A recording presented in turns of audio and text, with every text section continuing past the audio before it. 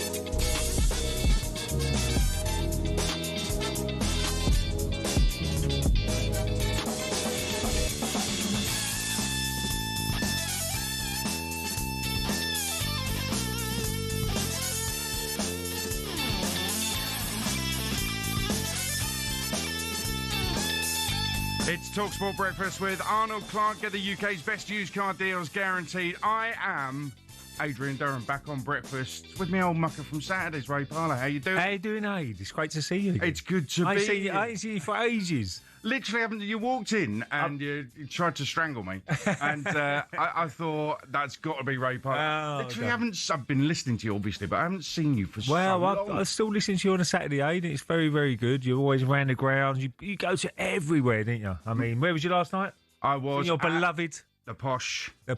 What Second bottom, beat Stockport 3-0. Unbelievable. Take a bit of that. What they should do is ship all the Posh players out to Australia and get them playing for England because they're on fire at the minute. It was freezing, by the way, last night. But do you know what? It's still that magical feeling. When your club wins a game, it's still, that feeling is still so good. Even after all these years. I don't mind a bit of cold. I mean, it's nice. About. You're out there. I just like the atmosphere of the. You can see the burgers being cooked, the food, and you get there. You might have a couple of pints. I think it's a great night out going football. I really do. Couple of pints of what? Whatever you like. Whatever you like, Aid. Listen, we've got to talk about this cricket because this is an absolute disaster. England 172 all out. 30. I mean, not even 33 overs. It's extraordinary. If you are just waking up, good morning to you, but it's not been a good morning. It's been quite the morning in Perth, Western Australia. John Norman, our cricket correspondent, is here to round up what on earth has happened. John, can you run us through that absolutely shocking England innings that has opened up this Ashes series? Oh, if I have to. I mean, wow. This is ridiculous, isn't it? 172 all out England, winning the toss, deciding to bat first. England, it was felt, we're going to bowl, come what may. That's how they like to play their cricket, but they looked at the pitch and they fancied having a bat. And within 6 balls, they might have been regretting it because that's all it took for Mitchell Starc, who, let's remember, is carrying this attack with Pat Cummins and Josh Hazlewood both out of the side. This was seen as the chance for England to get up and running in this series before both come back into the Australia side. So much pressure was on the shoulders of Mitchell Starc, and he has delivered. And England, sadly, have not. Crawley could have gone twice in the first over. He edged to Khawaja at first slip, departing for a duck. Second Ashes in Australia in a row that England have lost a wicket without a run being scored. Ollie Pope then in early, and actually alongside Ben Duckett. Excuse me. Are you getting emotional there, mate? Oh, well, I'm always emotional following England. Duckett and Pope actually put on what was the best partnership pretty much of the match so far. Duckett really targeting Scott Boland, and this is why it was so important that Starc was bang on it, because Boland was bang average. His 10 overs went for 62. Starc's 12 overs, he took 7 for 58. That tells you everything you need to know, because England tried to go at Australia. They went at Boland and succeeded. They went at Starc and fell flat on their face. Good ball to dismiss Duckett. He was yorked LBW for 21. Joe Root edged into the corner without scoring. Brook came in, started counter-attacking. England, as we were approaching lunch, almost at parity.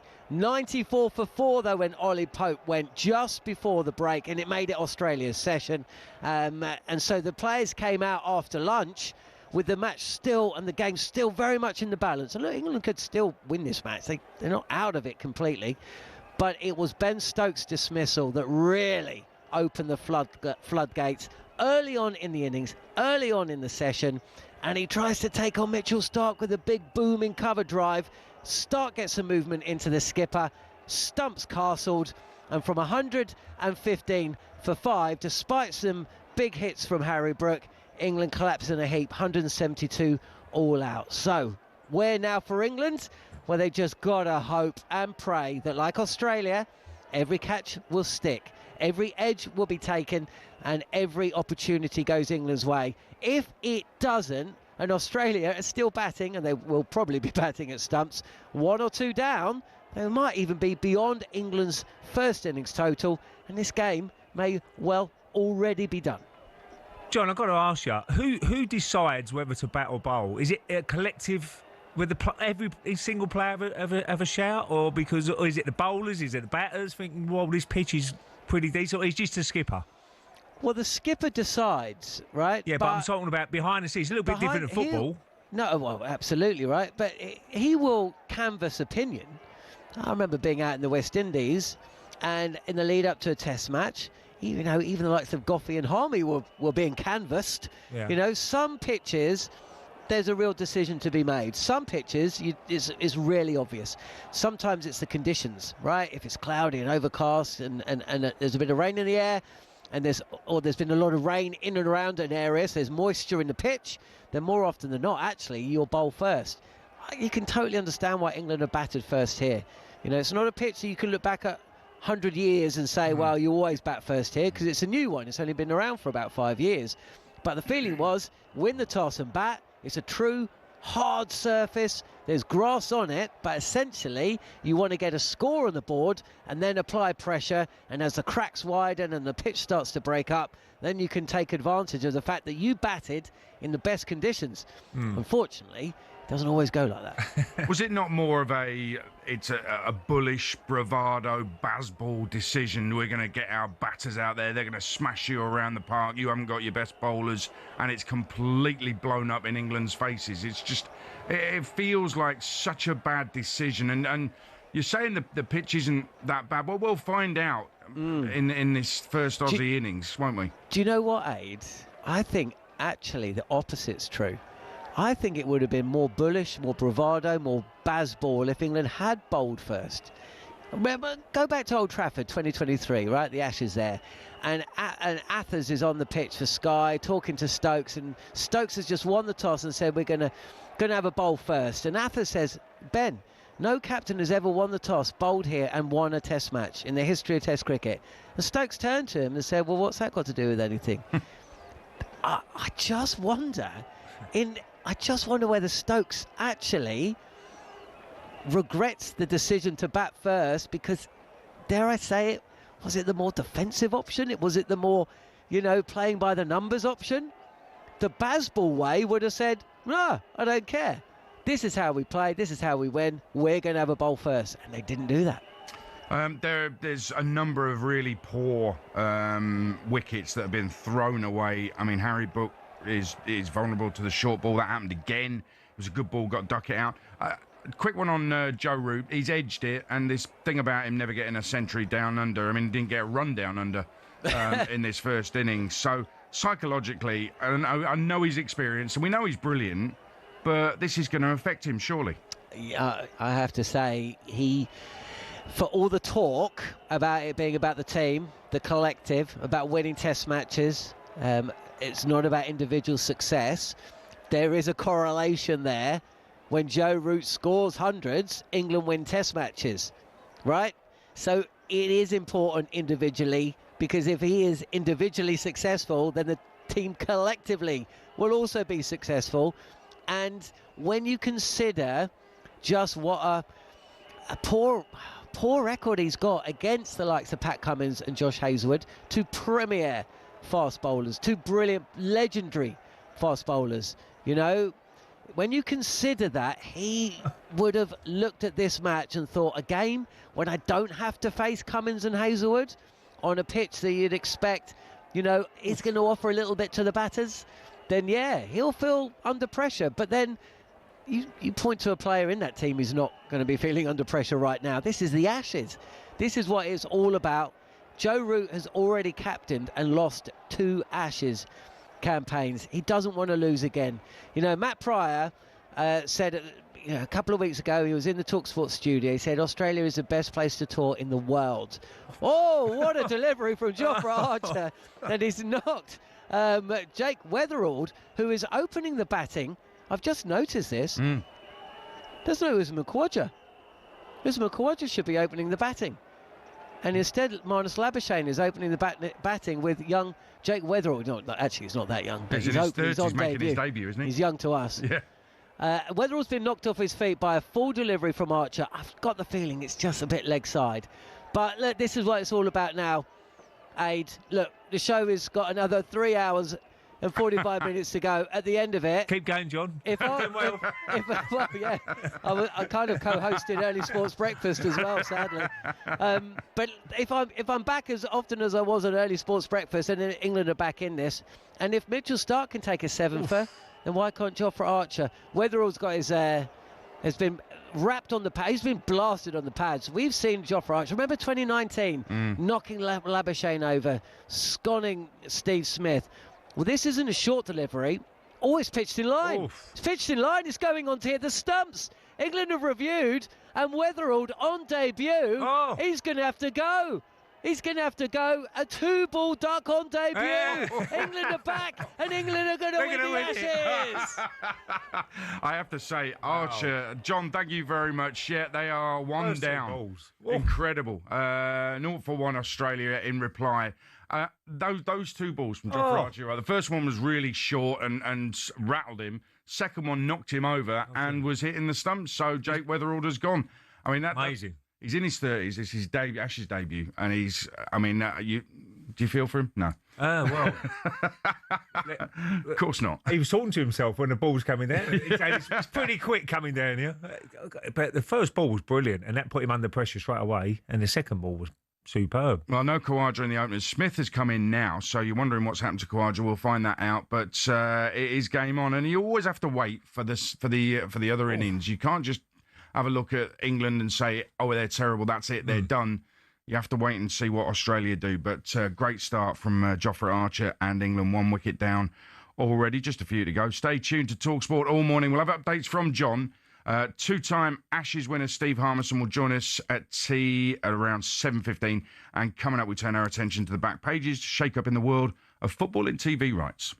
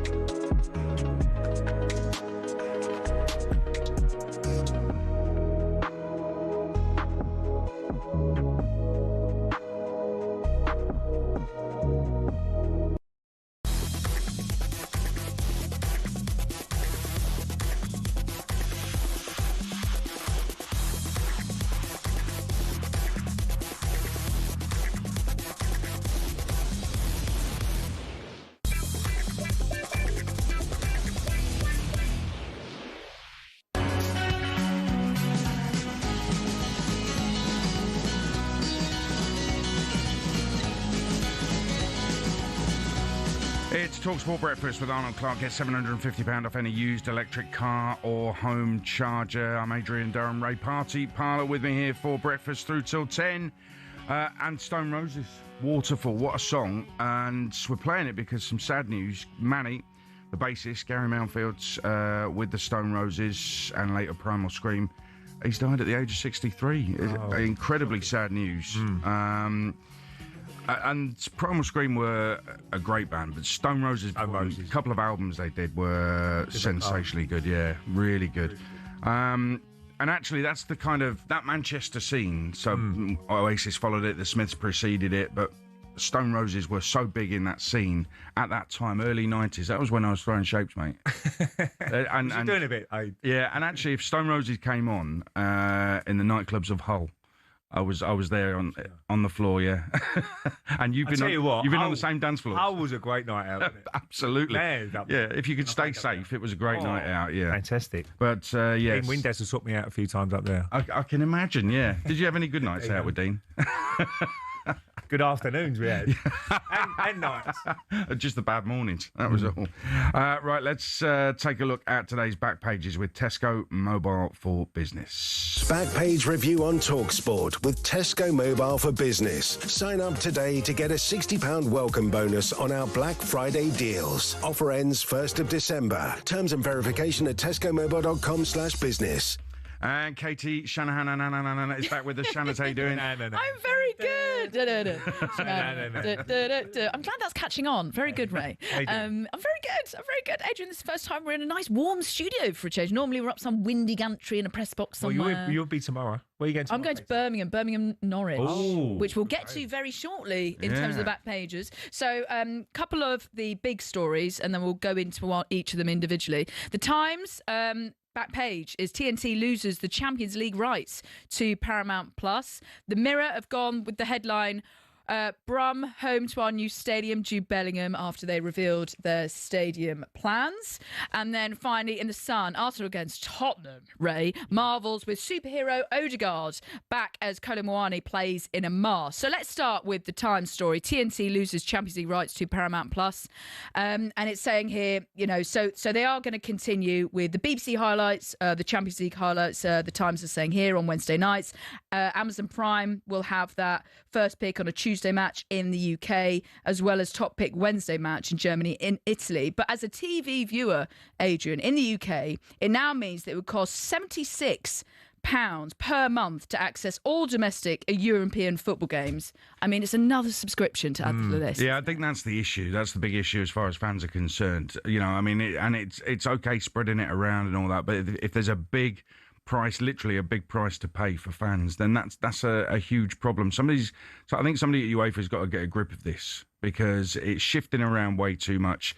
I don't know what the answer is, to be honest. When you've opened it up and it's available, it's all about money, to be bid for. Exactly right. So it's not going to change, is it? Because for European football alone, you've obviously got Paramount Plus have just taken it from TNT, and then you've got the broadcaster will also lose, this is TNT, Europa League and Conference League matches, with Sky Sports agreeing a 4-year deal from 2027. So you've got Paramount Plus, Champions League, Sky Sports will be doing the Europa League and Conference League, you've got BBC doing Champions League highlights, and then you've also got the Amazon Prime. So across European football, you've got 4 different subscriptions. Do you know what I think might happen here? I think this might be what tips it over the edge, and I think fans probably will choose not to watch live football, live Champions League football. They'll just wait for the BBC highlights and just watch those. This is what I think might happen, and this could be a shifting point in the whole thing.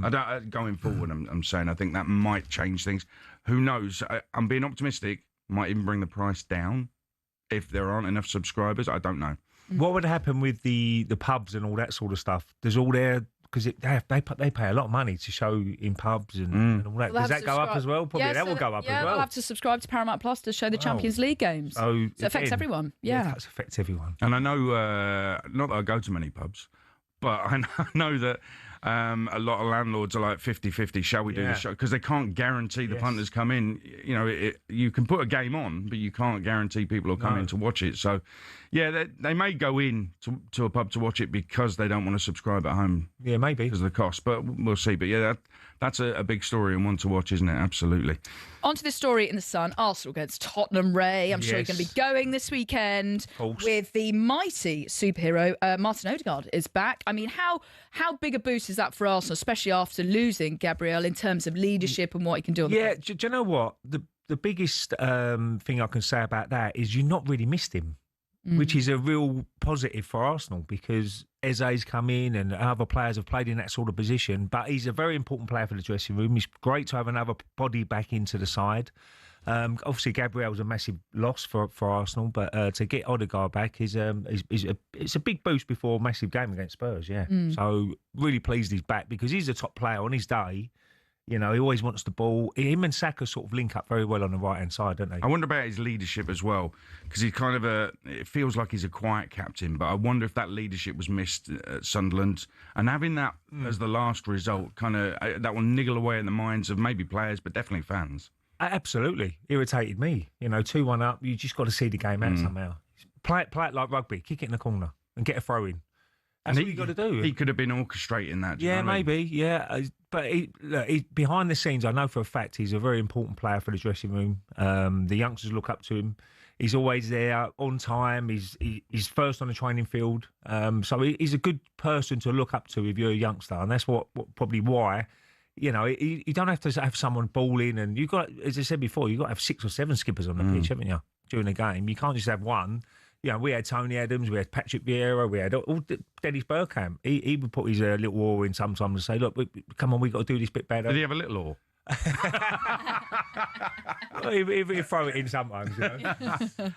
You were at Birmingham very quickly on that? Yes, Birmingham Norwich. Just quickly about their stadium plans. £1.2 billion stadium, 62,000 capacity. These are the stadium plans with lots of chimneys. What do you think? Do you like these new stadium plans? It's better to see. 12 chimney-like towers inspired by their city's industrial heritage. I think it looks quite cool. No, that's a nice idea. Of course, breakfast was at Birmingham, wasn't it? Yes. This week, yeah. Oh, was it? Yes. Yeah, absolutely. Gabby Agbonlahor went to Birmingham City and survived. Did he? Apparently, yeah. And survived. Do you want my fascinating fact about Birmingham City Go for it. Football Club? Their last 2 trips to Wembley, they beat Arsenal yeah. and lost to Peterborough. Oh, wow. I love this. I was at that game when they lost him. 2012, wasn't it? I think it was. 11. Was it 11? Yeah. That's when and he fell over. Koscielny ran into the keeper, didn't he? That's it. That's it. I remember it. Martins? Yeah, Obafemi Martins. Yeah, and he he did scored, the flips, didn't he, afterwards, yeah. Do you know I went out with that day, after the game? John Lydon. Really? Yeah, he was there. Quiet one, was it? In a red and white suit. And unbelievable. We ended up in a bar somewhere. He was in great fun. He was great fun. You sorted a ticket for Mrs. D for that final, because she's a gooner, my missus. Oh, of course she is, yeah. Yeah. And she was in a seat at Wembley with all of Ray's mates. And Oh, no. if you pay me enough, I'll tell you all about Ray's mates. She's never They would have looked after them. Oh, yeah, They would have got a drink. Living the dream. Absolutely. Katie, thank you very much. That was a look at today's back pages with Tesco Mobile for Business. Coming up, Burnley-Chelsea kicks off the Premier League weekend, live and exclusive on talkSPORT tomorrow lunchtime. Scott Parker thinks Chelsea can challenge for the title. Is he right? We'll discuss that next. Backpage review on talkSPORT with Tesco Mobile for Business. Sign up today to get a £60 welcome bonus on our Black Friday deals. Offer ends 1st of December. Terms and verification at tescomobile.com/business.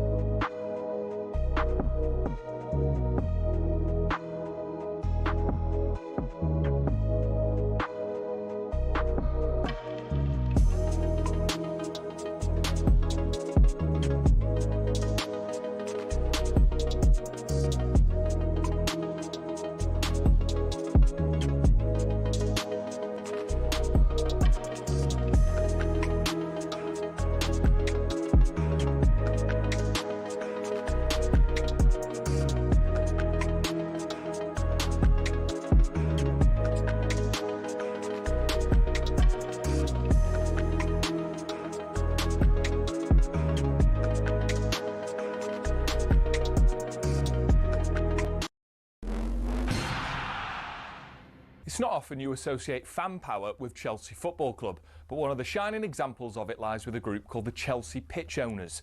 And they've proved to be the thorn in the side of owners past and present who've been dead set on moving stadiums to a larger, more lucrative piece of land. Essentially, the supporters group holds the freehold to the land on which Stamford Bridge sits. Former owner Ken Bates set it up at a time where some unruly property developers tried to evict the club from their ground. In order to prevent this, he established the CPO as a company that owned the pitch and offered the fans the chance to buy a share for £100.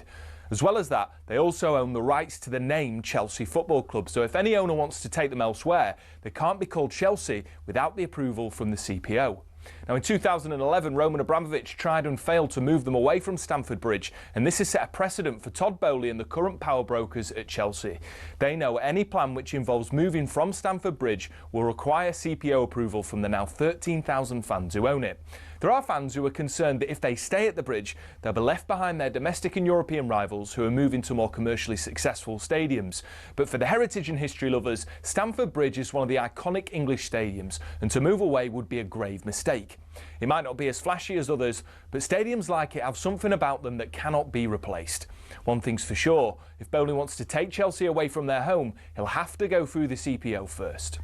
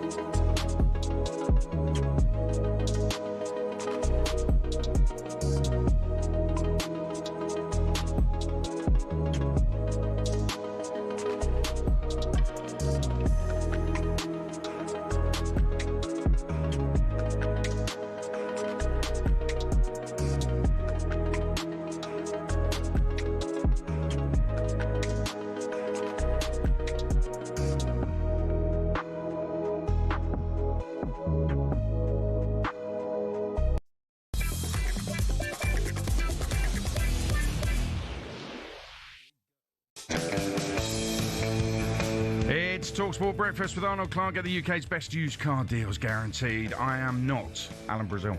Oh. You're too professional. We have been at talkSPORT for the same length of time, which is a long, long time. I'm Adrian Durham. And actually, Case Shannon was saying... 27 years, isn't it? He's Ray Parlour, by the way. 27, 28 years? He'll be 27 in April, yeah. 27. I know, that's... Two like testimonials, Aid. Sentence. I'm just looking at Jofra Archer's chain. It's some chain, isn't it? It's impressive, yeah. Australia have got a run. It's remarkable, but they have got a run. Let's England all out for 172, less than 35 overs. It was a disgrace, really. But they're hitting back with the ball. John Norman, how's it going? This is incredible. What a contrast of styles that we have between Australia, who've just, as you just mentioned, Aid, scored their first run. Inside the fifth over, by the way, and Marnus Labuschagne has just punched Jofra Archer through long on for a boundary. So after 14 deliveries, he's finally off the mark as well. But when you compare and contrast how England went about their innings, this again is going to be a fascinating aspect to this Ashes contest. England, as you know, or maybe just waking up to find out, 172 all out. Harry Brook top scoring with 52. Ollie Pope 46. Not a lot else outside of that. Ducks for Crawley and Root. In reply, Australia, like England, for the first time in Ashes history, both sides losing a player without a run on the board. Weatherald on debut, pinned and knocked off his feet. LBW on review from Jofra Archer. But since then, essentially, Australia are playing old school cricket. They are giving up the first 20 overs to the England bowlers. They are only playing when they have to play. They've been beaten a couple of times, but they've been beaten playing defensively rather than attacking shots, although one attempted ramp over the slips could have been caught in the cordon if the ball had just taken a little edge from the bat of Marnus Labuschagne. And so we'll see, you know, at the end of the day, which method has the least madness. One other aspect of all this, no Usman Khawaja. England's innings was wrapped up so quickly, he was off the field, they were knocked over, and it meant that he couldn't come out and bat at the top of the order. So Khawaja will probably come in next. Weatherall's gone. Smith's at the crease. He's 1 from 15 deliveries. Labuschagne's 4 from 14. And if you were asleep when England's innings began, at the same stage, England had knocked off about 40 runs by this point, but they'd lost a couple of wickets. So, which method will work out? We'll just have to wait and see. England's bowled out for 172. In reply, Australia 5 for 1. It's a huge Stoke City flag there. You're not going to make it back for the Leicester game tomorrow, is it? Well, they're flying at the moment. If you're a Stoke City fan, you would want to be the other side of the world. It's great to see all the flags, though, isn't it? It's like being at England games. Yeah, you see the England games with different teams. Always get the binoculars out to see what ones are there. A few Peterborough United ones. Yeah, absolutely. But let's talk about football. 2 long weeks have gone. The Premier League is back, though. It all kicks off here on talkSPORT tomorrow lunchtime as Chelsea travel to Turf Moor. The Burnley boss, Scott Parker, spoke to the media yesterday. He's claimed that Chelsea will be right at the top of the table this season. Top team. I see them as a top team that have got world-class football players and an outstanding coach. And yeah, it's a tough game for us a weekend, which we understand. But yeah, I see them as being in and around it this year for sure. A very, very good team that control. Structured team in the way they play with huge quality, what can make difference really. So yeah, it'd be a tough game for us, we understand that. That's Scott Parker. Let's bring in somebody who won the FA Cup with Chelsea. Scott Minto is with us. Scotty, how you doing? Morning, Scott. Morning, Aid. Morning, Razor. How are we? Yeah, real good. Great to have you on. I've got to... I can't open a conversation about Chelsea with you unless I talk about Esteval. Because you and me both absolutely love him. For Brazil, he scored in both games, one of them a cracker over the international break. And Chelsea have got to start putting him in the team every single game, haven't they? Well, first of all, you pronounced him wrong, didn't you, Aid? It's Esteval. Esteval.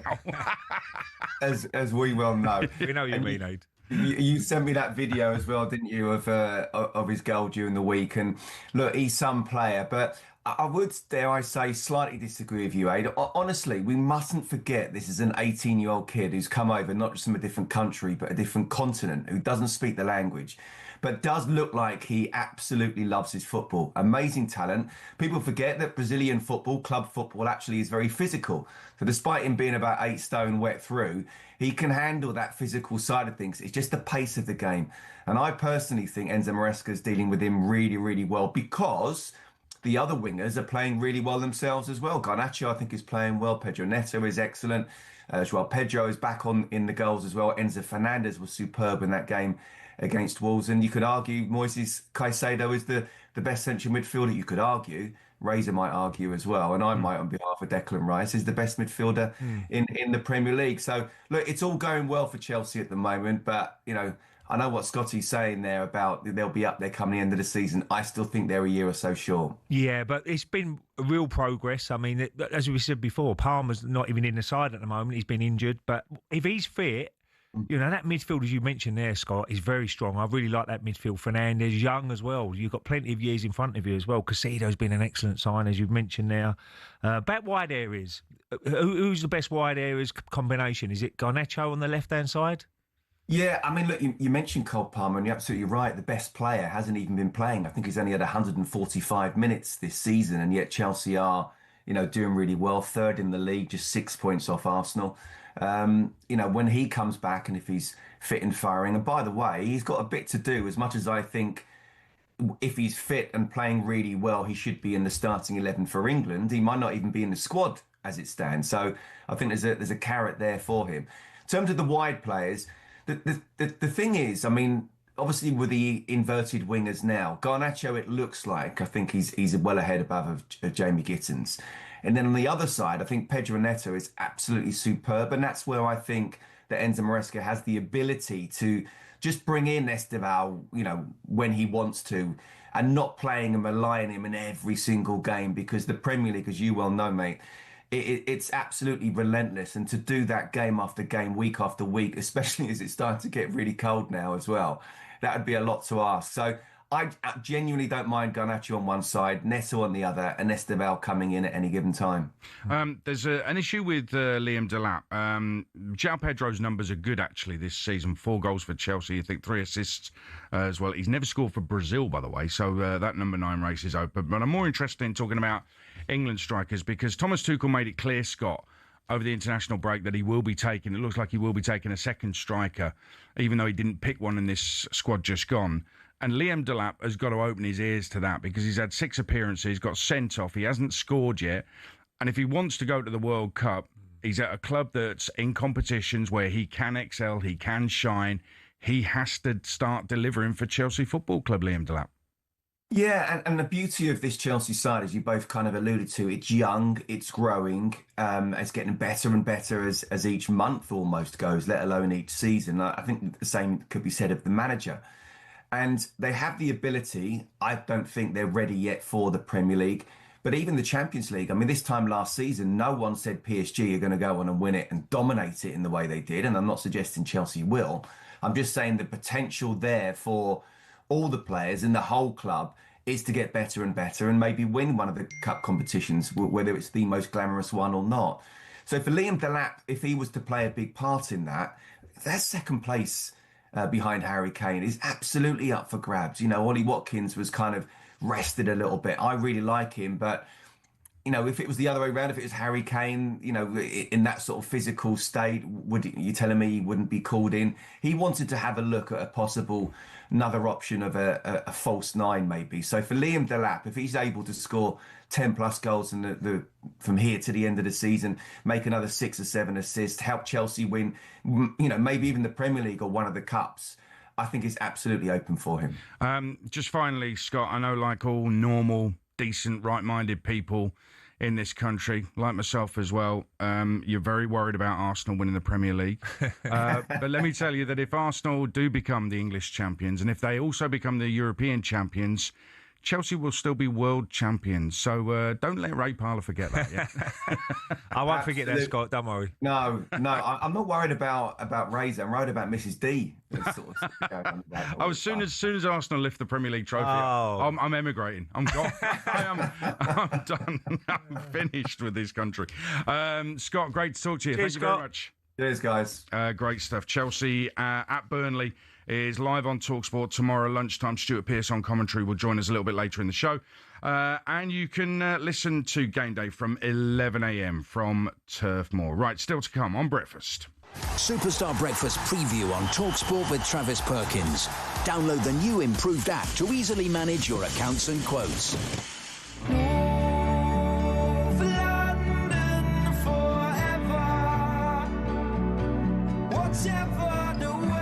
Whatever the weather. Dear, oh dear.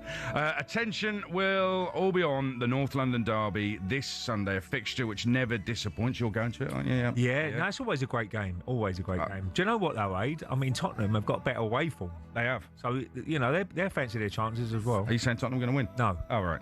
Arsenal fans, Spurs fans, 03717 223344 is the number. Give us a ring.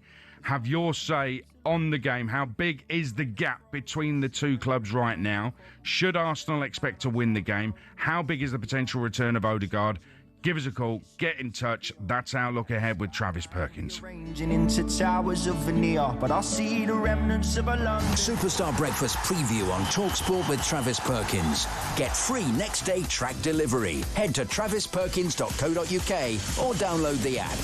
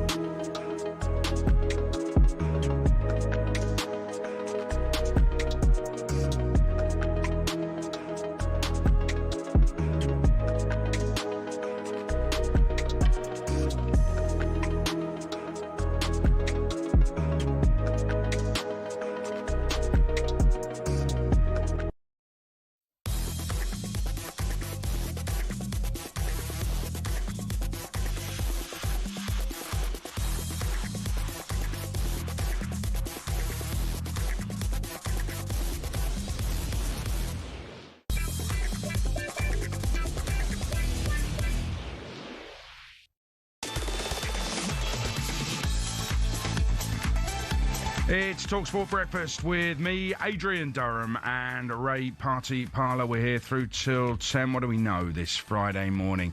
Australia are 8-4-1. They're taking it steady in reply to England being all out for 172.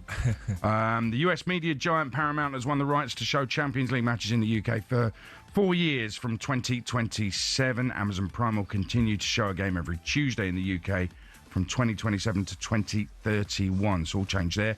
And there's another huge weekend in the rugby coming up. England are fresh off the back of their incredible win over New Zealand. Up next, it's Argentina. Here's talkSPORT's Alfie Reynolds with all you need to know in partnership with Tenor Men.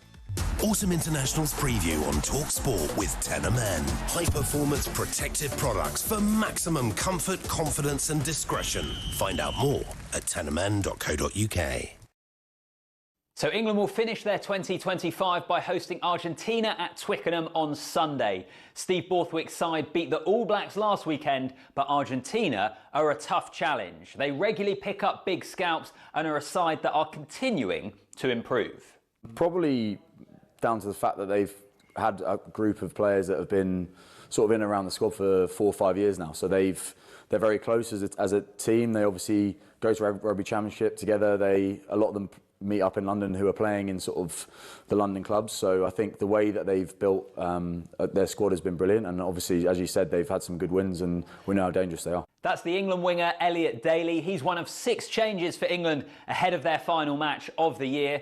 Alex Coles remains in the team in the second row, and he was also a part of the England squad that toured Argentina this summer. They won both test matches despite missing a big chunk of their players who were away with the British and Irish Lions tour. England have won 10 matches in a row. Their only defeat in 2025 so far was against Ireland in Dublin at the start of the Six Nations. On Sunday, will they make that 11 in a row, or is it going to be a disappointing end to what has been a brilliant year? Yeah, good to hear from Elliot Daly, back fit. That was thanks to Alfie Reynolds and Tenor Men. Autumn International's preview on talkSPORT with Tenor Men. High-performance protective products for maximum comfort, confidence and discretion. Find out more at tenormen.co.uk. Right, Sunday, it can officially be declared Derby Day. It kicks off with a huge one up north in Sheffield, ends down south with the North London Derby. So let's kick off the build-up to Derby Day with Sheffield football writer James Shield is with us on the show. James, how you doing? How you doing, James? I'm all good, thank you. And you too? Yeah, great to have you on this early in the morning. This is ridiculous, both Sheffield clubs being in the bottom 3. The Sheffield Wednesday situation we know about, but does the Sheffield Wednesday season solely come... Are we accepting that they're going to go down? Is that the acceptance in Sheffield, and their season is all about winning both derby games? I don't think anyone at Sheffield Wednesday would admit that publicly, but I think privately they know it's going to be a hell of a job. It's going to be a footballing miracle for them to stay up. So, yeah, I think it's fair to say, Adrian, that for Sheffield Wednesday, it's all on this game. It's not, when I say it's all on this game, there's other things that Henrik Pedersen will want to achieve this season, and I think he's already achieving some of those. But in terms of a little bit of joy post the Chansiri era for Sheffield Wednesday fans, yeah, I think it's all on beating Sheffield United. Something they've not done very often, of course, recently. Yeah, and Chris Wilder, we know he's managed so many games in the Sheffield derbies and all that sort of stuff. He knows how important it is for the Sheffield United players as well. And there's been a bit of a bounce with Chris, and I really do accept that. It was a difficult job to come back into, but certainly the players now are getting results and they're going to move up that league. I can see him being mid-table and no problems whatsoever, but not being in that relegation battle with the experience they've got. They've got Danny Ings coming in there and Tyrese Campbell. So they've got good strike force as well. Yeah, that's right. And Patrick Bamford, of course, has come in as well. I think he'll add something to the Sheffield United squad. I think the big thing for Sheffield United is they've clearly drastically underperformed. They lost an awful lot of talent at the end of last season when Chris took them into the playoff final. As we know, they came, so close to winning a game they probably should have won and regaining their place in the Premier League. But I think the big thing for Sheffield United is they lost an awful lot of personality arguably more personality than pedigree over the summer. And that's something that's really affected them. I think that's also why Chris coming back has been so important for Sheffield United, because he's brought some of that personality back. And although, you know, he accepts himself, it's been a much tougher job than he thought. I mean, you wouldn't believe how a club can unravel in the space of just a couple of months. They are a lot more competitive. And I think you're right, Ray. I can see them climbing the table. You say Sheffield Wednesday don't win this fixture very often, and they haven't won it in the last 6. But more significantly, I think, there's been 2 goals in the last 5 Sheffield derbies. 3 of those games have been 0-0 draws. So I think they need to step it up a bit, these two, don't they? I think they probably do for the neutrals. But it's interesting that there's 2 ways you can look at it. I think what it does show, both clubs have had very different sort of fortunes over the past couple of years, over the course of that run. So what it really does go to show is what a huge game this is in the city, because whichever club is struggling going into this game, you look at the table, you would probably say both at the moment, but whichever club is struggling going into this game, they always turn up for this fixture. So I think that's something that just goes to show what's riding on this, how much emotional energy, not only the fans, but also the players invest in this. An awful lot of the players in Sheffield live quite locally as well. So they're very, very aware during the build-up of what this game means to both sets of fans. If you look at that, it's not something that perhaps they can do at other clubs going into games like this, where they can sort of shut themselves off from it and insulate themselves from the noise. There is absolutely no escaping this. It's almost a little bit like the old firm, I think, in that sense. One player is so important, James. It's got to be Barry Bannon, isn't it, for Sheffield Wednesday, because they've got a lot of young players in there. They need that little bit of experience to help the young players. And we've had him on the show, Barry, and he speaks so well, and he always says, look, we're going to do the best for the fans we can. We all know the club's in the right mess, but we're trying to do the best we can with the young squad we've got. So Barry's going to be so important for that team. Absolutely spot on. I mean, in fairness to Sheffield Wednesday, the one thing that they have shown this season that Sheffield United arguably didn't at the start of the season is an awful lot of togetherness, an awful lot of sort of spirit and resilience, and ability and desire to get teammates out of difficult situations. Barry is absolutely part of that. I mean, he's Mr. Sheffield Wednesday. He arguably communicates with the supporters better than a lot of the owners and the ownership did under the previous regime. So he performs so many roles at that football club. And you're right, when you look at the young squad they've got, having Barry on the pitch is absolutely crucial for Sheffield Wednesday. He marshals players through games. You can see him going to speak to sort of younger colleagues, giving them a pat on the back, a little bit of a rollicking if required, and he thinks that they can take it. I think without players like Barry Bannon and probably Max Lowe as well, in fairness, who of course is previously a Sheffield United, I think they would be a lot further adrift than they are now. And that's no disrespect to some of the players they've got, but it's just that ability to help people sort of navigate their way through difficult situations, not only on the pitch, but as we've seen and we've all read about, off the pitch as well.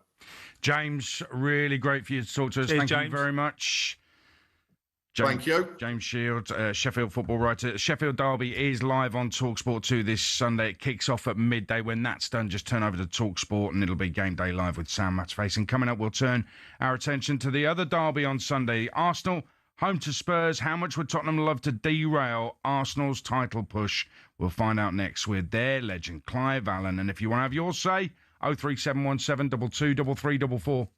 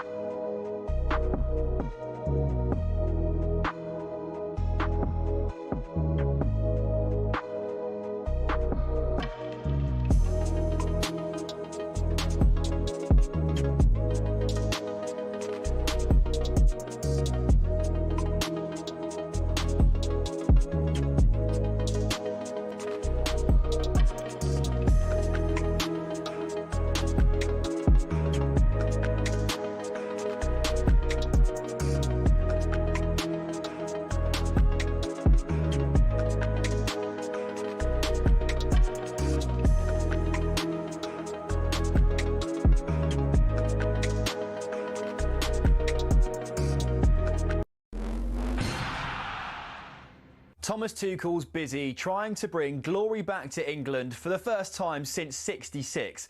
But how did he get here? Well, from the sleepy town of Krumbach via some giants of European football, here's his journey to Wembley. Sitting around 60 miles west of Munich, Krumbach's population is less than 14,000 people. But Tuchel's friends there remember a boy whose ambitions lay far beyond the Bavarian community. His will to win was evident early. Tuchel often captained his youth football teams, and his school side lifted the national German football trophy in 1987. The sport took the young defender on a whistle-stop tour of South Germany, from Augsburg to Stuttgart and then Ulm. A knee injury ended his playing career at the age of 25, though. Tuchel accepted his first coaching role in the Stuttgart youth setup in 2000, hired by none other than Ralf Rangnick. Under Tuchel's stewardship, the club's under-19s won their league title in 2005. But Stuttgart chose not to renew his contract, feeling Tuchel had an abrasive personality. He went on to manage Augsburg's second team before spending 5 years at the helm at Mainz. He then followed in Jurgen Klopp's footsteps and moved from Mainz to Dortmund. Here, Tuchel secured his first major silverware, the German Cup, in 2017. 8 more major trophies came next for Tuchel in just 5 glorious seasons. He won 2 Ligue 1 titles and a pair of domestic cups as PSG boss. At Chelsea, he famously lifted the Champions League, as well as a Super Cup and a Club World Cup, and he also bagged a Bundesliga at Bayern Munich. And then, 4 months after leaving Bayern, Tuchel was unveiled as England's new manager. I always wanted to come back to England. That was my big goal. I have the best memories of the country, of the league and of the players. The attitude towards the game, the attitudes from the supporters. Well, here's hoping Tuchel can finally drag England over the line at a major tournament.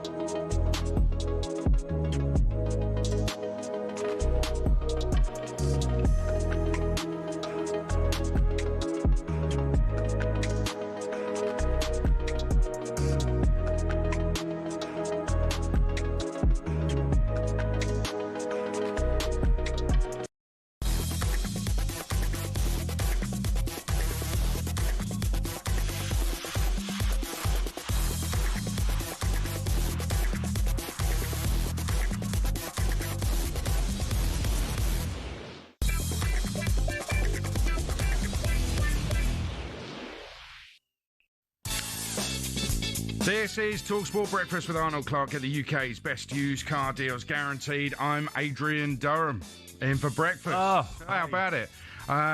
Just about waking up. Ray Parlour, get your name right, alongside me. On the way for you this morning, we'll be joined by the man making all the headlines ahead of the Ashes. Former England spinner Monty Panesar rattled the cage of Aussie skipper Steve Smith, and two-time Ashes winner Steve Harmison will be with us shortly to react to the first 2 sessions of this series, currently taking tea. Forest and England legend Stuart Pearce will kick off the build-up to the return of the Premier League later, and the loudest Arsenal mouth on TV and radio, Piers Morgan, will no doubt tell us the Gunners have the title wrapped up already ahead of the North London derby. Let's talk about that. What's your favourite North London derby memory? Do you know what, Aid? It's probably 1993. Okay. At Wembley. Oh, the semi-final. Semi-final. We were just talking about it. Two derbies tomorrow. The old Steel Derby, Sheffield United, Sheffield Wednesday. There was one semi-final, and Arsenal Tottenham was the other semi-final. How crazy is that? Mad, isn't it? I mean, crazy. And it was. I remember at the end of the game, because it was my first FA Cup as well. I was only about 19, 20.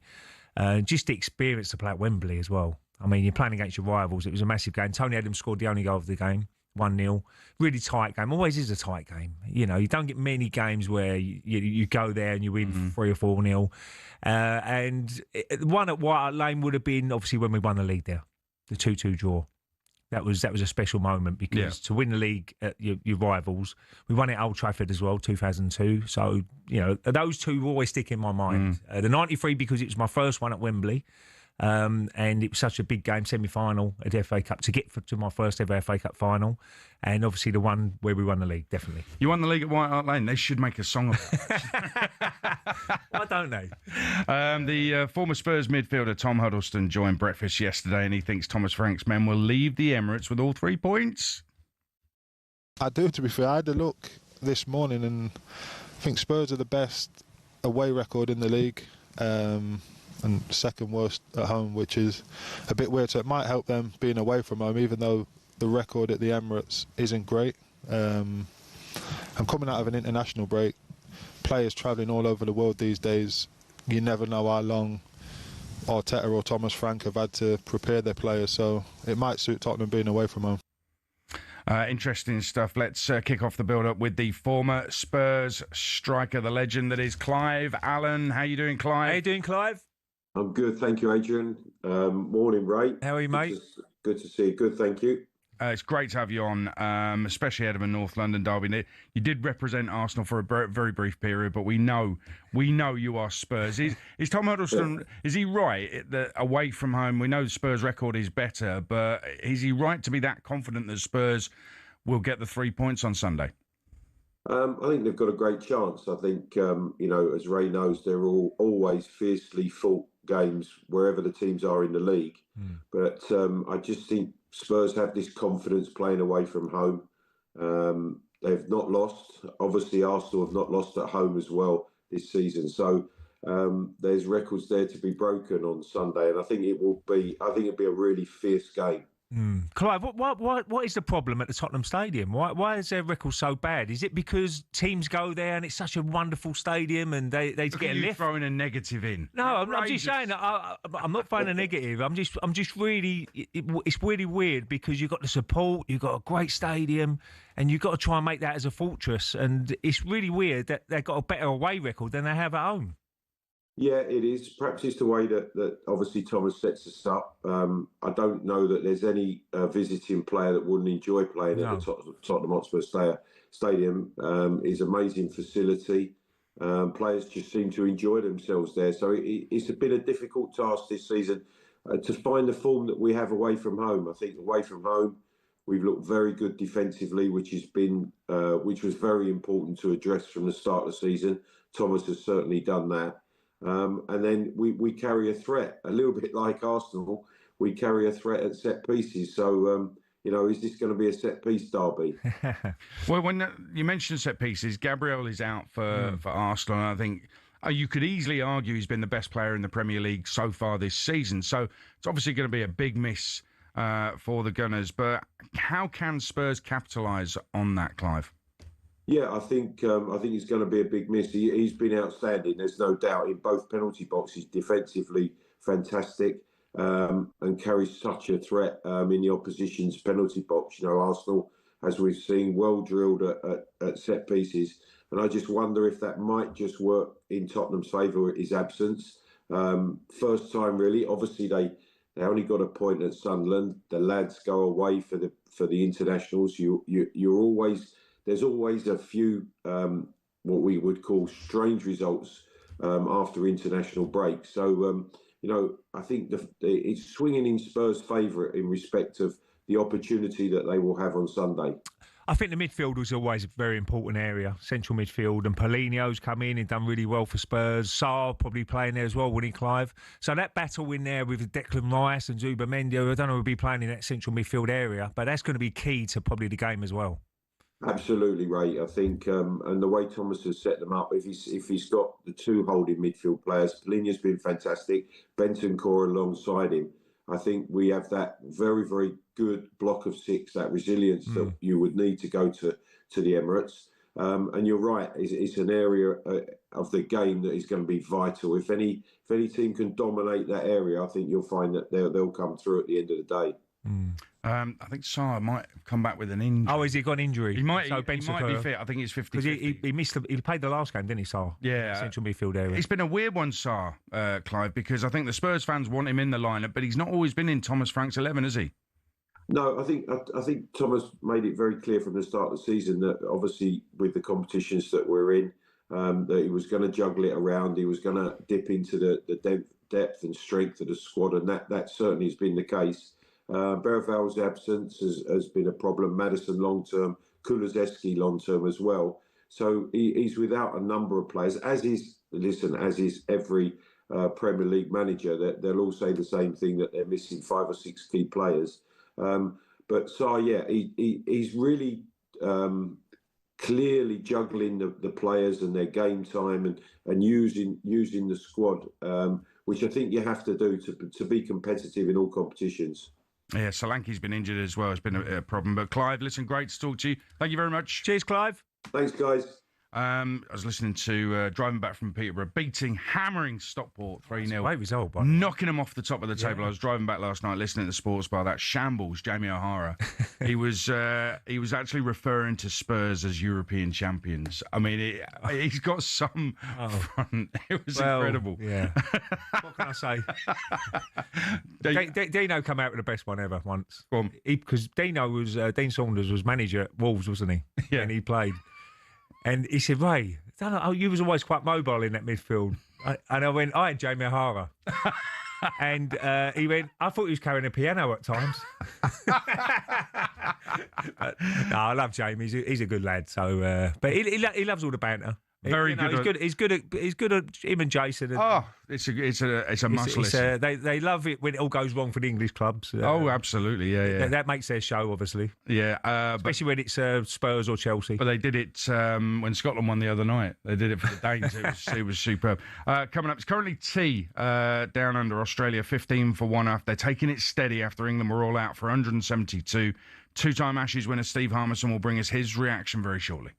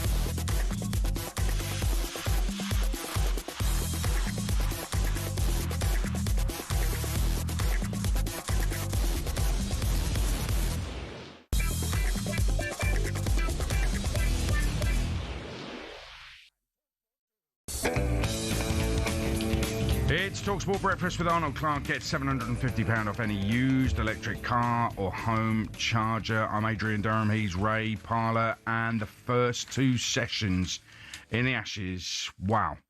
Out in Perth. Unbelievable. England bowled out for 172.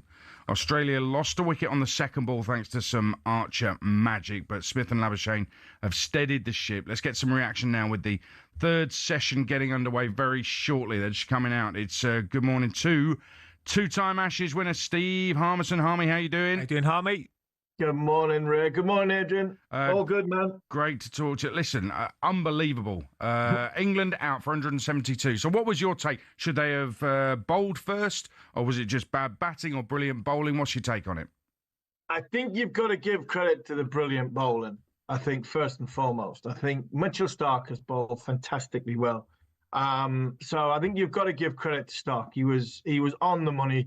He has to stand up. Here's the Wood Cummins out. I mean, you've got to look to your senior bowler, and boy, did he not disappoint. I thought he was absolutely fantastic. The toss, well, history tells you, the 5 games that have been there, you win the toss, you bat first, you win the game, because all the 5 have won the game from batting first. So I didn't have a problem with that. I was surprised that Stokes went that way, because the way his game plan is. But then your batters have got to stand up, and it's always tough in the first hour of any test match, because the most moisture in the surface is in that first hour, and it's going to do a bit. That's when it is. Crawley played a poor shot. It really is a poor shot. I mean, you've got Sir Alistair Cook on commentary, and he's talking about opening batting and what it's like to open and batting in Australia. You do not drive anything. You leave everything you possibly can. And just a little sample note of it, you look at England's top 6. 3 were caught either wicketkeeper or at slip. 2 were LBW, 1 was bowled. England had bowled, and after 9 overs, first 9 overs, England bowled 2 balls that would have hit the stumps. So Mitchell Stark pitched it up. He got off to a good start. And then from there, he showed his pace, he showed his aggression, and he put England under the pump. Yeah, Jofra Archer's started really well, though, Harmy, isn't he? The first couple of balls he threw in, he was unbelievable. And he looks a real danger. Yeah, he is. He's massive danger, and obviously Mark Wood's pace is up there. I mean, his first over was 90, 92, 93, 94, 93, 93 miles an hour. That's good. And then I followed that up with a 95 in the second over. But they've got to make this new ball count. I can't emphasise enough how important the new ball is in cricket in Australia, in the Southern Hemisphere. You can bowl as fast as you want. You can look as good as you want. But if you don't get wickets in that first 15 overs, the overs sort of 25 to sort of 65 are an extremely long slug. If Labuschagne gets in, if Smith gets in, you look at 2 contrasting different ways of playing here.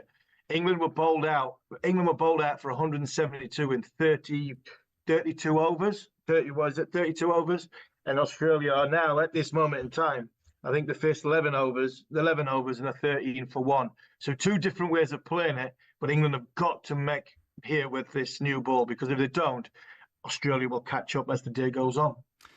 They will. Listen, great to talk to you, Harmy. Thank you very much. Updates throughout the morning here on talkSPORT. And don't forget, straight after play today, all the Ashes reaction, head over to talkSPORT 2 for a special following on with Harmy and John Norman alongside him. Just download the app, swipe between the stations, or ask your smart speaker to play talkSPORT 2. So let's get back to the football. It's a huge weekend for Newcastle, who welcome Man City to St James Park. Newcastle have been near perfect in Europe so far, but it's a different story in the league.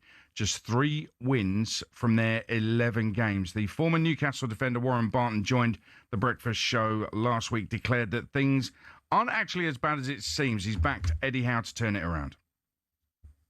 2 performances, really. You looked at, I mean, it's heartbreaking against Arsenal and the Liverpool games. But other than that they've been competitive in all the games. And the European football, I know, you play Saturday, big games against European football, and then you go against the weekend. But that can be an excuse. But he will get it 100% right, Eddie. There's no doubt about that. But there are, facts and actually areas where the 2 fullbacks, Tino Livramento, he's not been involved. Yeah. Hall will come in. Dan Burns, I love him, but he's a centre-half. He's not a left-back. Yeah, They did that 18 months ago and tried to get him out there. But Hall will come back. But Eddie, I heard a fan on your programme say, well, he should come in. But Hall's been out a long time. You've got to take people slowly to get in. He'll start the next game and Dan Burns will slide in, and then all of a sudden you've got a better balance. So I think there's a lot of things, but normally 9 times out of 10, Eddie's got it right. Interesting. Warren Barton, former Newcastle man, back in Eddie Howe, but they've lost their last 2 in the Premier League, Newcastle, conceding 3 in each. They didn't lose 3 in a row all last season. Premier League, home to Man City, you would make City favourites for that in their form. But I think there's bigger problems for Newcastle, Ray. Only Wolves, Leeds and Forest have scored fewer goals than Newcastle, and they keep dropping points from winning positions. There's nobody in the Premier League who's dropped more points from winning positions than Newcastle. So the signs aren't good. Nobody's really saying Eddie Howe has got to go or anything like that. But he's got to improve things. He's got to improve things. There's no doubt about that. But if you look at their squad itself, he's had a few injuries here and there, but they're still a very good squad of players, isn't it? I mean, you look at the midfield area, Gamaris, Tonali, Joelinton, you could argue one of the best 3 in that midfield area in the Premier League, because they're all very competitive players. Obviously, Isak leaving, going to Liverpool was a big loss for him. But Walter Mader's come in. You got Murphy on the wide areas, Barnes. You got options. Gordon hasn't been in great form. He's been lacking a little bit, but he's a super player when he's on his game. So they just need to turn it around now. And this could be the weekend where they do it against Man City. But Man City at the moment, it's all about Haaland, Foden. They've got so many players who are playing in good form at the moment. And everybody must look at Man City and say, how do we stop Haaland? And it's very, very difficult. And I'm sure whoever plays at the back, is Botman at the back, they'll be trying to get a game plan against him. But I wouldn't panic yet if you're Newcastle. They're going really well in the Champions League, which is very important in Europe. So I think they'd be okay, and they will move up that table. But at the moment, they need a big result, and it could be this weekend. Who knows? Haaland needs 1 goal to join the 100 club. He's amazing. I mean, it's ridiculous, isn't it? His record is frightening. And Man City, obviously, I think he signed a 10-year contract, isn't he? So he ain't gonna, if he doesn't beat, I know. Alan Shearer will be looking at it and saying, if he stays for those 10 years, he's got to be beating it. But it's all about Pep Guardiola, isn't it? What does Pep does? Well, we thought he was going to go, and then he signed a new contract. Would he stay again? Does he? It'd be interesting to see what happens after his contract. He seems very happy. He seems. Otherwise, he wouldn't have signed again. A lot of the time, Pep doesn't stay long, does he? No, he stays in little cycles, 3 or 4 years, and he goes. He went to Bayern Munich, obviously. But he seems to be really settled at Man City. Are you, as a gooner? I think they're the big... City are the big worry, are they? I think so, yeah. Though, let me give you the stat. 22 points so far this season. That's their lowest tally at this stage for 5 seasons. Amazing. But, it's a situation where Liverpool are capable of winning 10 in a row. Man City are capable of winning 10 in a row. So I don't get carried away at the moment. All I want for Arsenal is to keep getting the results they're getting. You get carried away, it gets to March time, and you're in the title race, and you look at the run-ins, and you look at, every single point matters then. But it's just about ticking over now and keeping in that title race. And, I know we've had a couple of injuries in recent weeks, but Man City are capable of winning plenty of games. You are definitely worried about Man City. No, I'm worried about everybody because, I can just see at the end of it, the stick we're going to get if it comes second again. And I'm just hoping that they've started the season really well. Everybody thought the first 6 games, it's a difficult start, but they got through those 6 games really well. I know they lost to Liverpool, which was a magnificent free kick.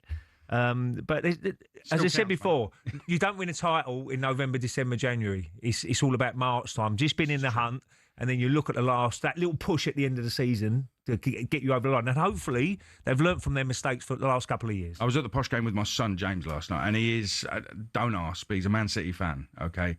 And I was asking him about Gabriel's injury, and he said, injury, no injury, it doesn't matter, City are going to win the league. He's so confident that City are going to win the league. The only thing about Arsenal with Gabriel being out, which is a big loss, because him and Saliba arguably been one of the best centre-half partnerships in Europe.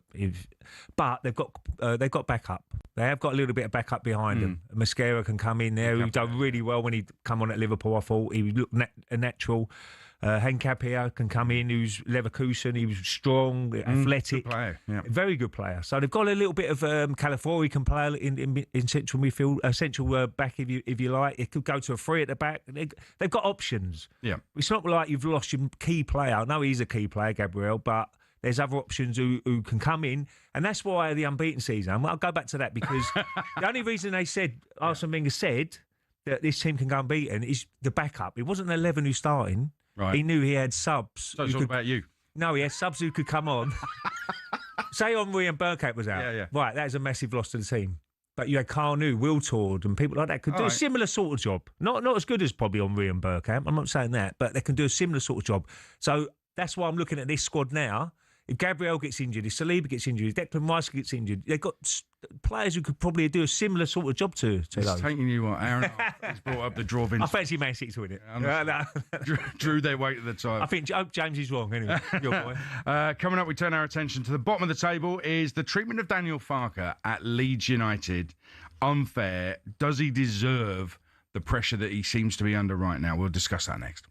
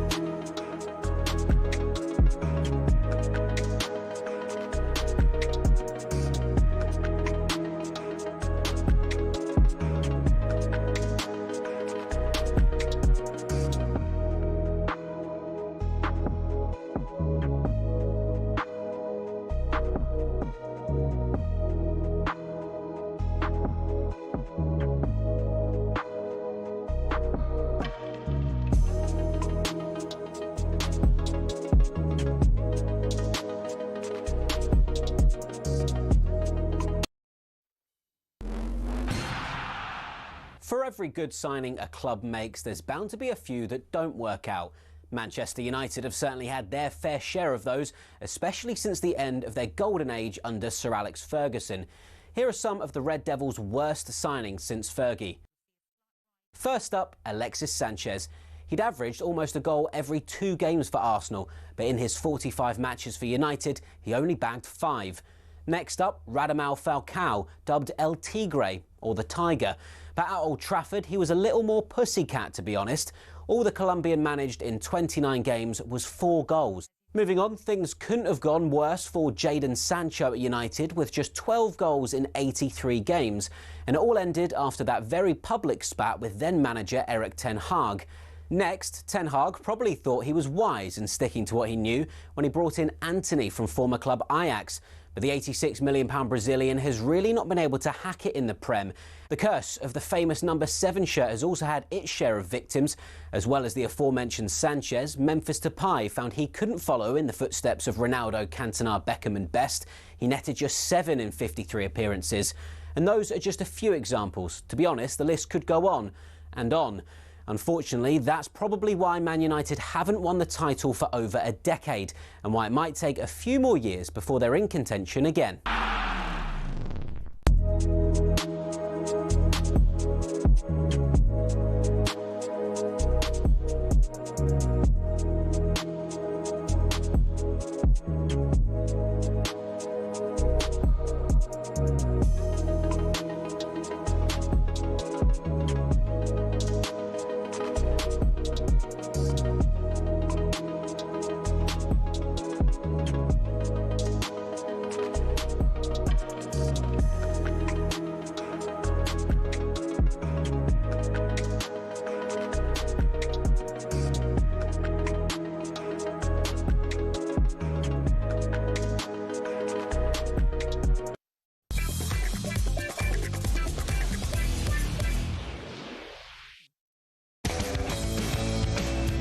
It's talkSPORT Breakfast with me, Adrian Durham Ray Parlour alongside me, and our friends at Arnold Clark. Get £750 off any used electric car or home charger. Right, let's head straight out to Perth.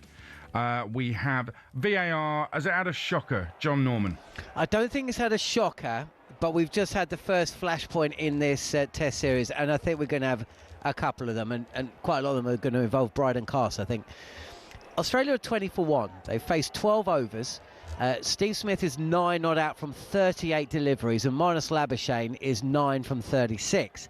In the last over, bowled by Jofra Archer, England beat the outside edge of Steve Smith's bat. Jamie Smith behind the stumps went up for the catch, but the ball had just taken the top of the pad, and Smith himself was daring England to review. He knew he hadn't touched it, and they didn't.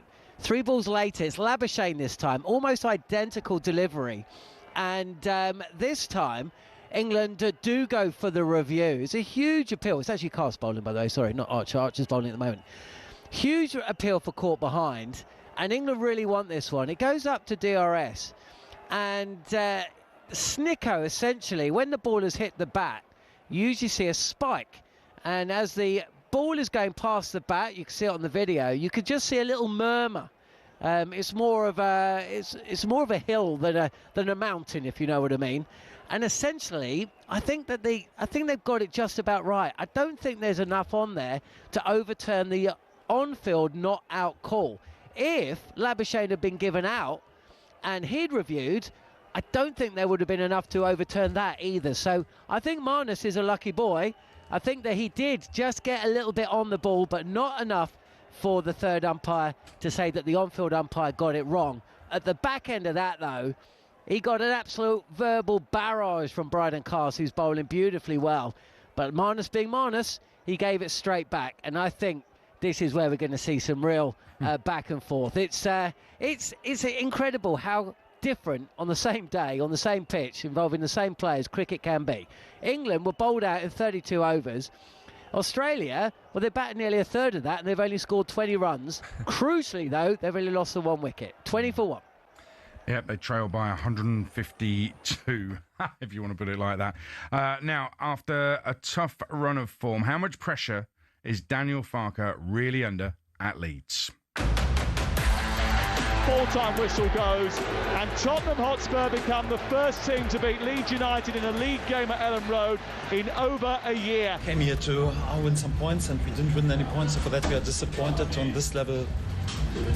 Best league in the world, small details. If they look like they're not responding to the manager, or they don't look like they're with the manager, fair enough. The reaction from the fan base has been a positive with Daniel Farke and the team. What do you want him to do? He's never been given a chance. Full-time, Burnley 2, Leeds 0. Burnley ending a 6-game run without a win. 1 win in the last 7 for Leeds, but it's Burnley that take the point. Finished Brighton 3, Leeds 0. A brilliant Brighton performance. They cruised past Leeds to 3 points here this afternoon. Daniel Farke's always had a rough deal, you know, because when he came up with Norwich, they give him nothing. He never complained, he just got on with it, and they got relegated. This group of players was never made for competing on Premier League level. It's also no secret.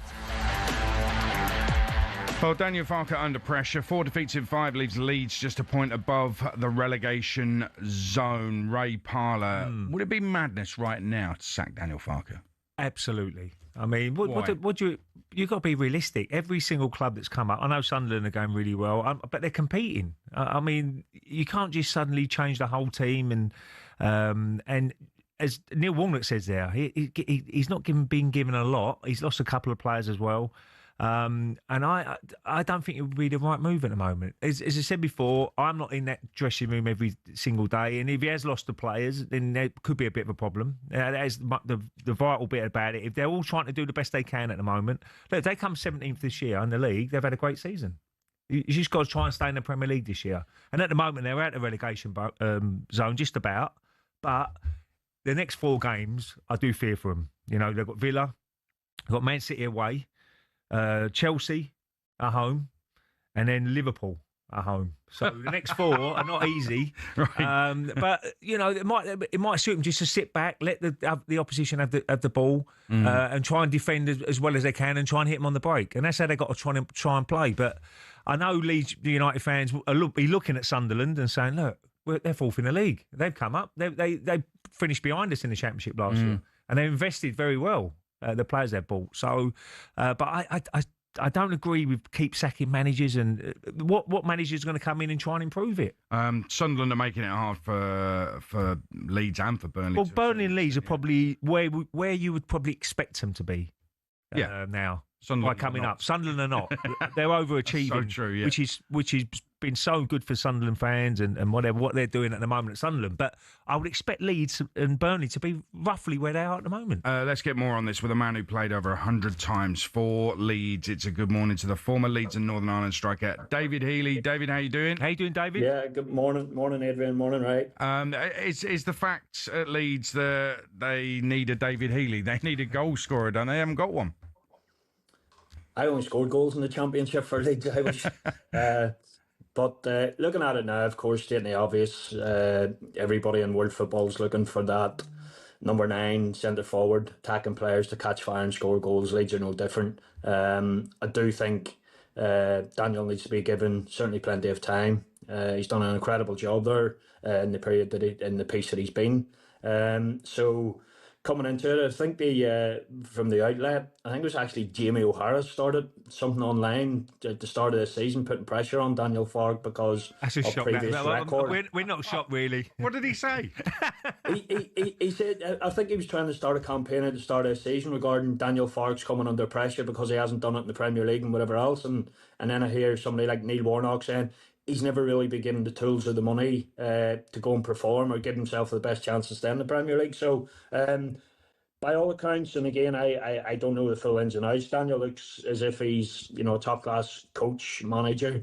He's doing the best with the resources that he has. There's been 1 or 2 injuries, certainly at the start of the season, but they need a Calvert-Lewin, a Jack Harrison, Dan James or Perro. They need one of them centre forward attacking players to catch fire and score goals. That O'Hara's a mess, isn't he? I mean, what? He got sacked at Billericay. He sacked himself, didn't he?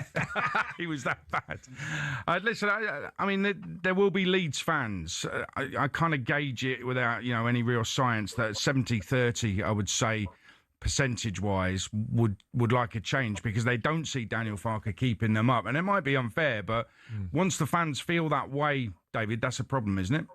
Yeah, it's tough to win the fans over, especially Leeds fans. But again, when you look at Leeds' record at home this year, they've, they out of the 11 points that they've gained, 8 have been at home. So if Leeds can continue to try and maximise the amount of points that they get at home, try and make Elland Road a fortress, who knows what can happen if they can pick up points along the way. I think it's you two talked about it there before. I think it's probably a wee bit over-calculated at the minute because Sunderland are doing so well. It looks as if they're certainly overachieving, and great credit to Reggie Labrie and whatever else is happening at Sunderland. But Burnley and Leeds are where probably most clubs are when they get promoted. They're always in the round. They're fighting for most games. They're fighting for most points. They're certainly, I don't think there's been too many games where they've been completely out of it. The thing about it is that most supporters will look at the other teams below them. And West Ham, they made that big change. Obviously, Nuno coming in. They're suddenly getting a couple of results in a row. They look at Sean Dyche going into Nottingham Forest, who are in second from bottom. Wolves have changed their manager. Whether that's going to work for Wolves, we'll have to wait and see. And I think most supporters will look at it and go, we might need to have a change, and because we need a bounce. We need something to happen to get us a couple of results as well. And I know football's a really cruel game at times, and no one expects people to keep changing managers. But as you rightly say there, I think he does need a chance. The window is going to be so important for a lot of clubs, I think, in January, that they strengthen, they know where to strengthen. And it's not rocket science. They need a striker, don't they, Leeds? To get, I know Bamford's gone, he's moved on, but they need someone to put the ball in the back of the net.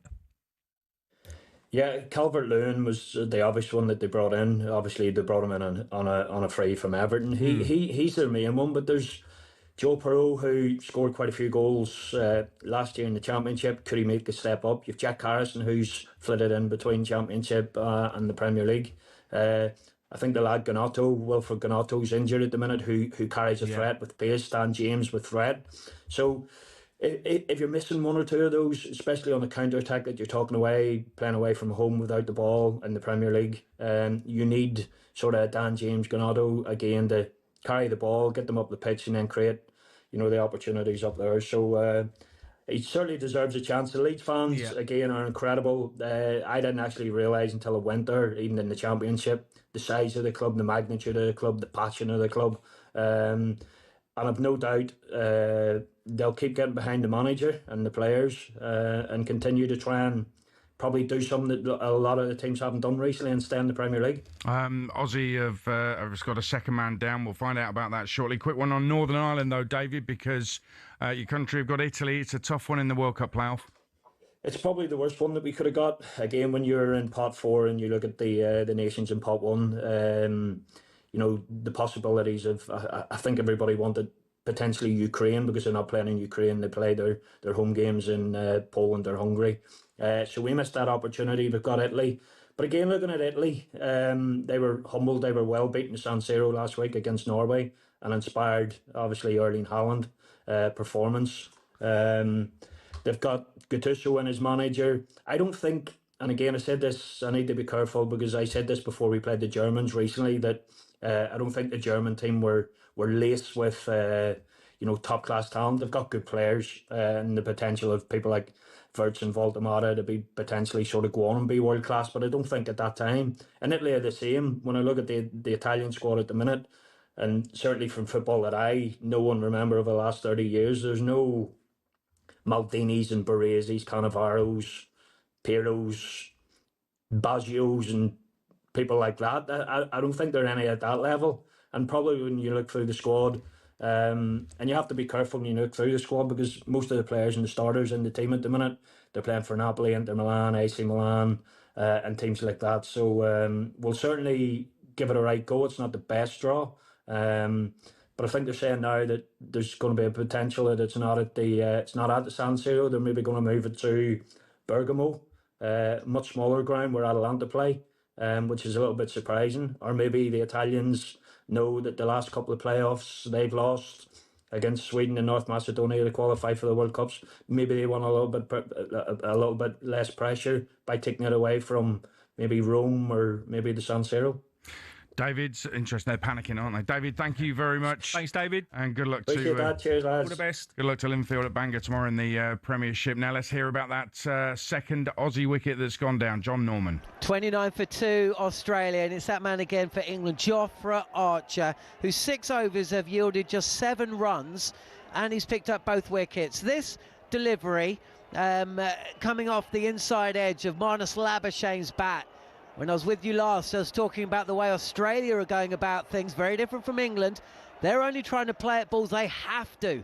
And actually, this proved to be the downfall of Labuschagne. He tried to get out the way of a ball and couldn't get out the way quick enough. If there was to be one criticism of England's bowling today, though, they're bowling too short. They've got to target the wickets more. Archer bowling 90, 91 miles an hour. This is brilliant from England at times, but they've got to target those stumps. They only got the stumps because of an inside edge back onto them. The other wicket to fall, of course, being one that Archer did target the stumps with Weatherald on debut, LBW, second ball. Steve Smith still there. He's just been beaten by a ball that was so good, he just had to laugh. Archer is bowling on a different plane. He's operating on the same plane that Mitchell Starc did earlier when he picked up a test best 7 for 58. England bowled out for 172. In reply, Australia 29 for 2. Yeah, Jofra Archer on fire. And keeping England maybe in the Ashes series, never mind this first test. We'll speak to Sam Vokes about Wolves and Wales next.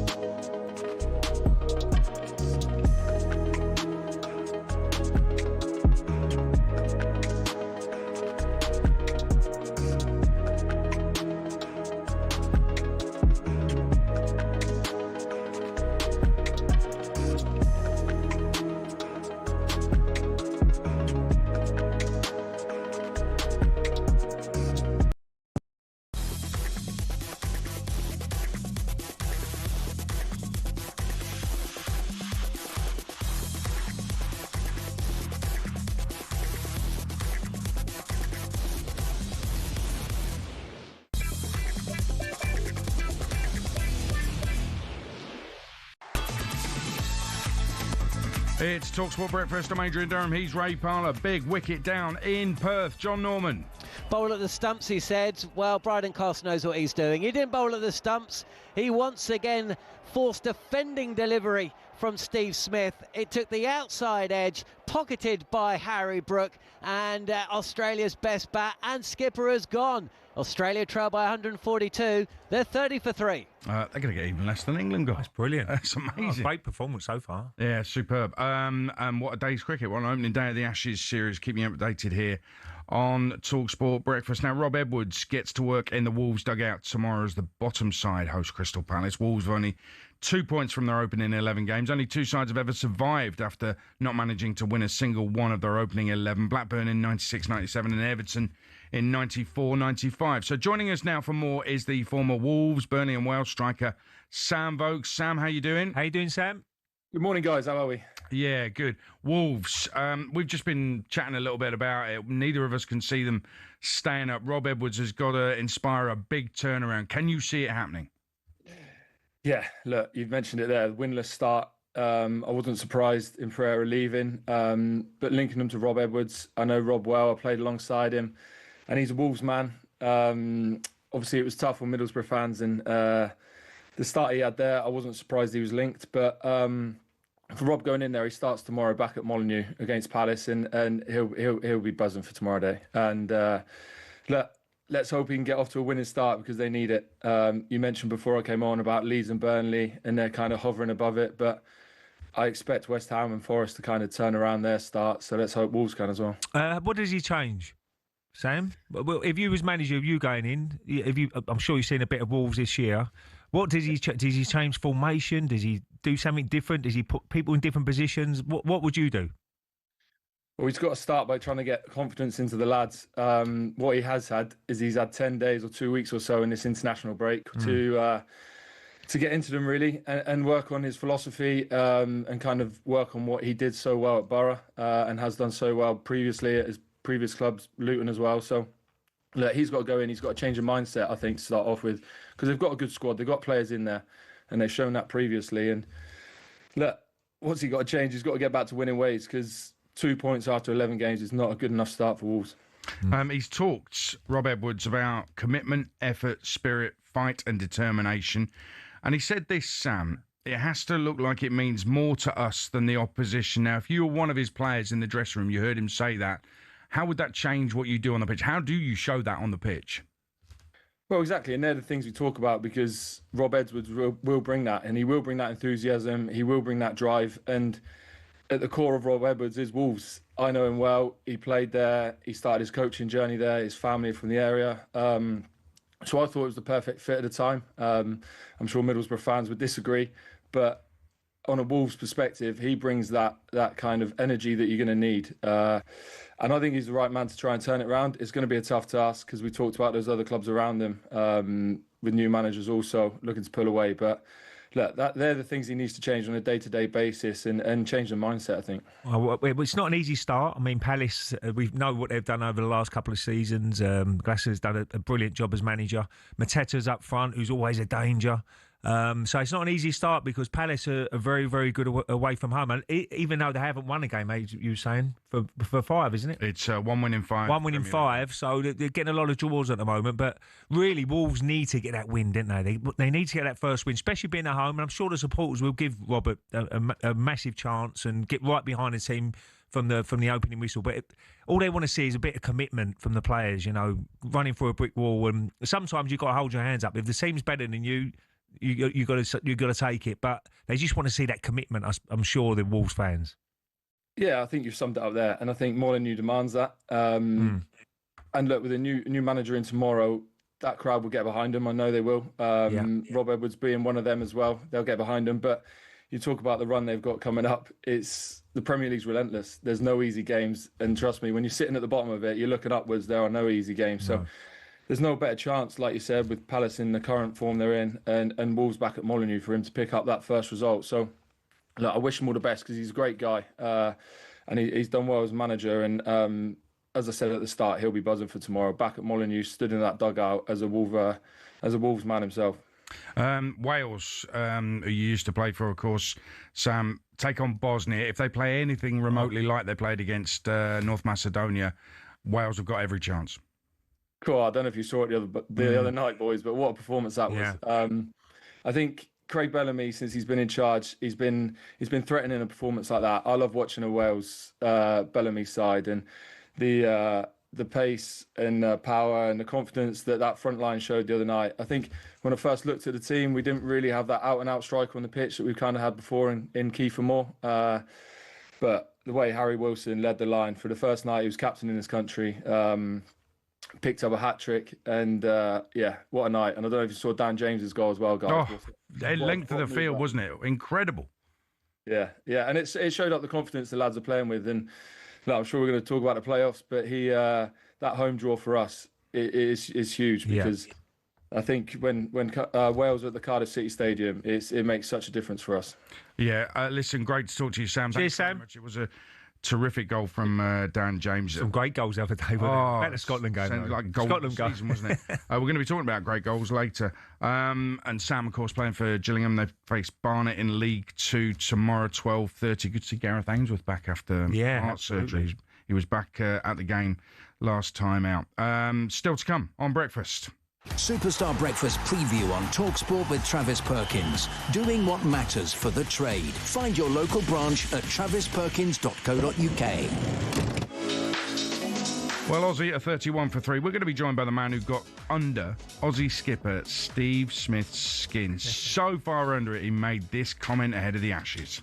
Who of you in the room have seen Mastermind and Monty Panesar on that? Anyone that believes that Athens is in Germany, Oliver Twist is a season of the year, and America is a city, that's as far as I'll go with that one.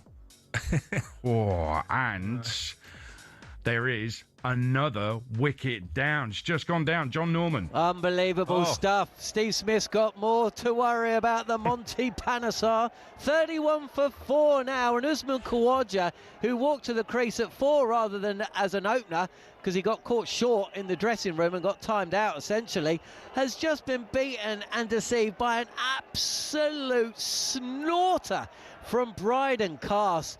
Again, he's keeping to that length. He's got such a high release point. He's getting additional lift on a pitch that's already giving bounce and lateral movement. And he has beaten Khawaja all ends up. Khawaja again, he doesn't want to play, then realises he has to, and then at the last minute realises the ball's getting so big on him, he's trying to get out the way, the ball takes the glove, and Jamie Smith does the rest. So England, who were bowled out about 40 minutes after the lunch break for just 172, and nearly halfway through the Australians now. And also, it's worth mentioning, not only did Australia have problems at the top of the order, they got a long tail as well. No Cummins means that essentially they've got brittle batting from 9 down. So a lot now resting on Cameron Green, playing in Western Australia, where he was born and raised, and Travis Head. We spoke about him, Aid, in the build-up to this test match. If he's around for the next couple of sessions, Australia will be back ahead of this game. But as things stand, England all over Australia, who are 31 for 4. I remember I knew England. 172 was a good score. 172. I said that before, didn't I? It looks like a golden score, right? It looks like a winning score. Monty Panesar, we mentioned there, he's going to be joining us at 8:30 on the show. That was our look ahead, all thanks to the brilliant Travis Perkins. Superstar Breakfast preview on talkSPORT with Travis Perkins. Bricks on bricks on bricks. Over 40 million available to order with delivery to site. That's one less thing to worry about.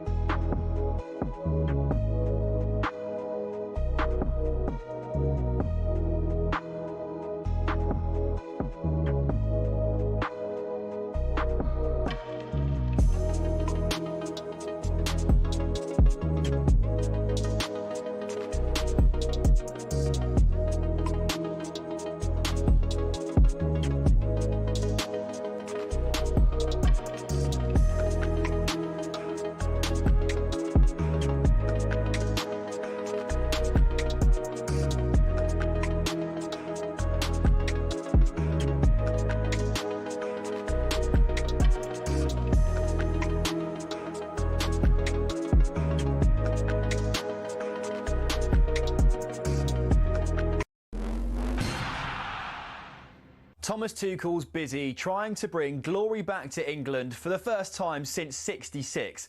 But how did he get here? Well, from the sleepy town of Krimbach via some giants of European football, here's his journey to Wembley. Sitting around 60 miles west of Munich, Krimbach's population is less than 14,000 people. But Tuchel's friends there remember a boy whose ambitions lay far beyond the Bavarian community. His will to win was evident early. Tuchel often captained his youth football teams, and his school side lifted the national German football trophy in 1987. The sport took the young defender on a whistle-stop tour of South Germany, from Augsburg to Stuttgart and then Ulm.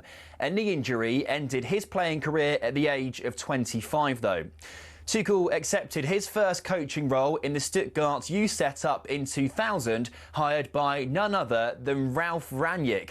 Under Tuchel's stewardship, the club's under-19s won their league title in 2005. But Stuttgart chose not to renew his contract, feeling Tuchel had an abrasive personality.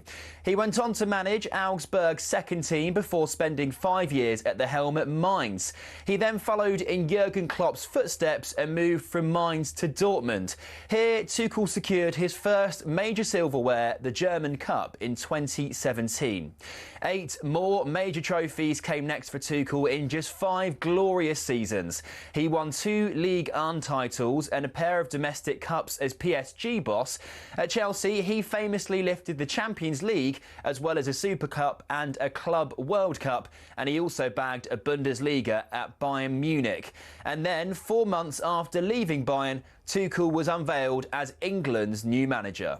I always wanted to come back to England. That was my big goal. I have the best memories of the country, of the league and of the players. The attitude towards the game, the attitudes from the supporters. Well, here's hoping Tuchel can finally drag England over the line at a major tournament.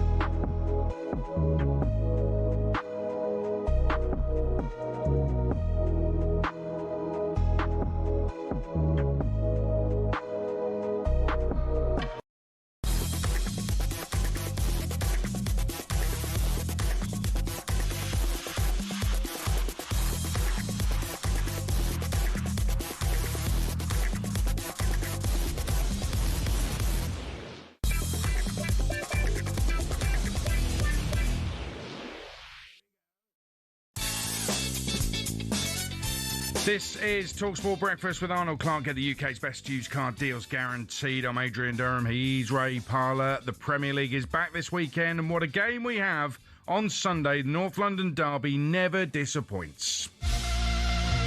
It is one of English football's iconic fixtures. And Lennon has equalised! Magical game. Everybody knows. Theo Walcott through the centre. He's going to beat the goalkeeper for a second time. Yes, he is!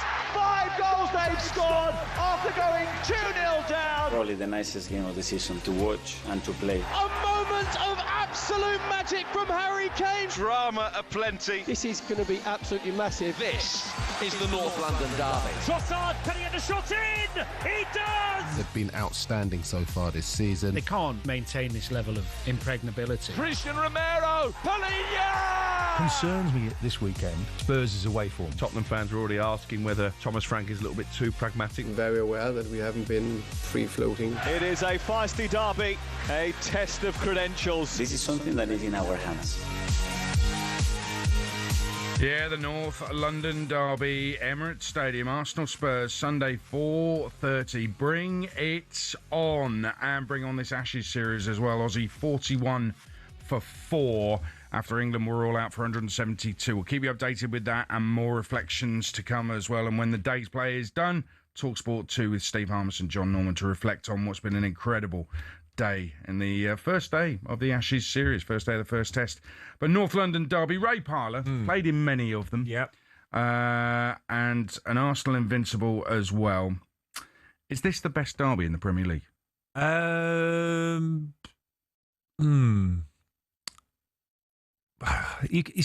The argument is really hard to say what's the best derby. I mean, Liverpool-Everton's a great derby.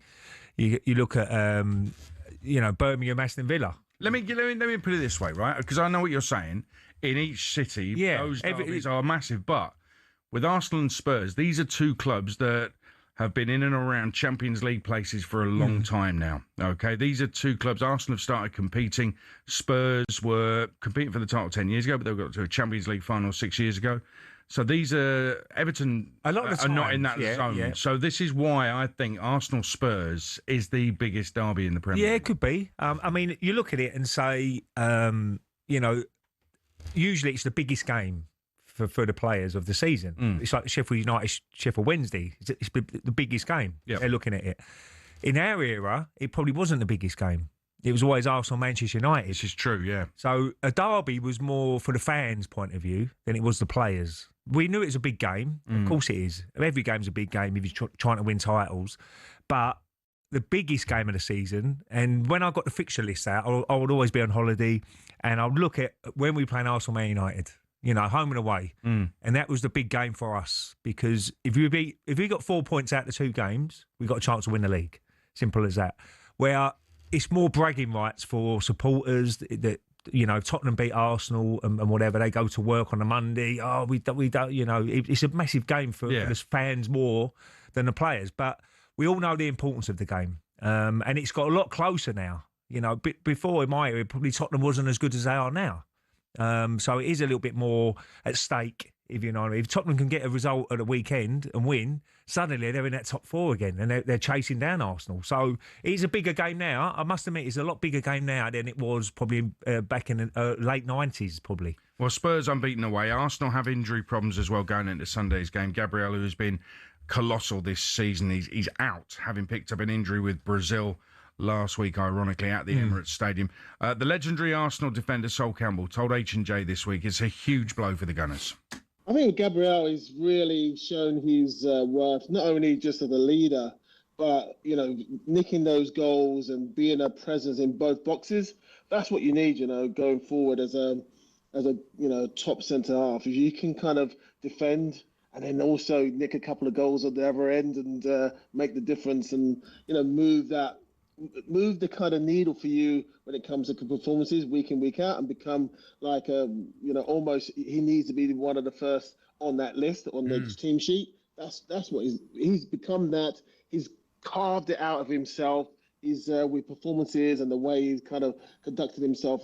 It's been incredible. He's done a really, really top job, Arteta, with him. But Gabriel has done a really. They're going to miss him for sure, that presence, but. They still have enough. Yeah, I make Gabriel. I know defenders don't normally get player of the season or whatever, but if the season ended now, I'd make him player of the season, Gabriel. Now, you can talk about, yes, they've got a deeper squad and they've got players who can come in, but when you're missing somebody who's arguably been the player of the season in the Premier League, arguably been your player of the season so far, and as Sol said there on talkSPORT, big in both boxes for Arsenal, it's virtually impossible for them to replace Gabriel, isn't it? It weakens them, doesn't it? Yeah, it does weaken him. There's no doubt about that, because Saliba's got used to playing alongside him as well. So now he's got a different partner. And every defender's different. And I think that Gabriel has made Saliba better. Yeah.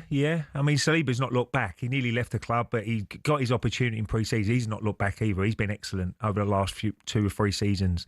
But they've got a good partnership together. They understand, and there's one thing you don't want to be changing every week is your back 4, or even back 5. You get used to playing with each other back, and you know when people are going to push up and drop off and all that sort of stuff. And you get used to playing with partners. You ask Tony Adams and all the best defenders in the world, they like to play with certain people. And I think Gabriel and Saliba really, helped each other out. I mean, in that sense. But you do miss that presence. You do miss that. You can see when he makes a tackle, he gets in the crowd, he gets the crowd going. So he will be a loss, but you got to deal with that. If you're going to be champions, you can't always have your best players fit, and you're going to get injuries in certain areas. So that's when you got to have a big squad. You got to have good enough players to come in and do a similar sort of job, like I said before. And I think they've got that this season. But it would be interesting to see if they try and take advantage of it, Spurs at the weekend, because it is going to be a loss. And a player's got to step in there and do a similar sort of job. And Mosquera, I've really liked the look of him pre-season. I watched him for pre-season. He got his opportunity against Liverpool early in the game. And he looks at home for a 21-year-old. So it's up to those guys now to step up and say, look, Gabriel, we've not missed him. A little bit like Odegaard being out. We've not really missed him as much as you would have done if you didn't have the players around him to come in and do a similar sort of job. Yeah, it's true. It'd be interesting to see if it's him or Nketiah comes in at the weekend. Odegaard is back as well. Does he go straight back into the team? Some questions need answering ahead of the North London derby. Coming up, Ray Parlour's been taking a closer look at the front pages as we bring you our favourite Friday feature, Ballamore Ray. Oh,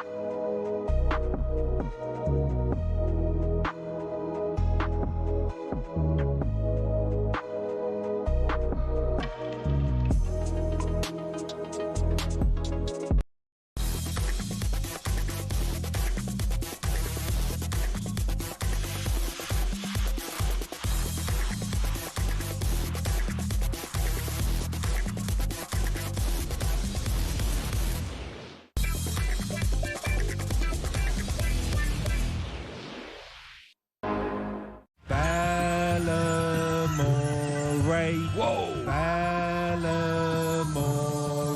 Whoa. What's the story in Ballamore? Would you like to know? Yes. What's the story in Ballamore? Where would you like to go? Parlour. Story time, you know. Whoa. Ballamore. What am I doing here? Thanks for tuning in. What's the story in Ballamore? Would you like to know? Yes. Oh, This sensational. sport going on, and we're doing Ballamore. No, it's got to You be sure? done. Do not complain, Ray Parlour. It's talkSPORT Breakfast. Arnold Clark. Get £750 off any used electric car or home charger. I'm Adrian Durham. He's Ray Parlour. It is time for me to hand over to Ray to find out what stories he's found in Ballamore. Well, I've got two stories, but I'm going to cross one out. We're just going to do one today, eh? Okay. Right, Dua Lipa. You haven't just crossed it out, but you have eliminated that. Yeah, we've eliminated it. Dua Lipa's, I think that's how you say it, she's really good, by the way. Fiancé won't let her use the toilet when Chelsea are playing in case they lose. What? He's so superstitious that when they were watching Chelsea v PSG, all the family had to watch the game at the dinner table, and when people started to need the loo, he banned them to go to the loo. Now, I don't know about you, Aid. I know you're a very passionate football fan. I'm and doing if Peterborough, if Peterborough are playing, yeah, you know, what have you got superstitions? I've got a really expensive superstition that every time I go to London Road to watch Posh, yeah, I have to buy something from the club shop. It's a weird one. Bought gloves. Well, that's good though. That's good. Well, because it keeps the club going. It's not good for me. Well, so.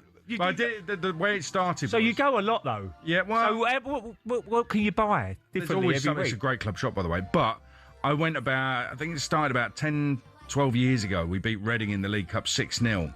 And I just bought something from the club shop. But last minute, I'd dashed in, bought it, then got into my seat for kickoff. And we won 6-0. They were sensational. And I thought, right, You've got to buy that every week. I'm going to buy something from the club shop every time I come here. So. And do you know what? Where would you watch a game in your house? You wouldn't watch it at the dinner table, would you? No.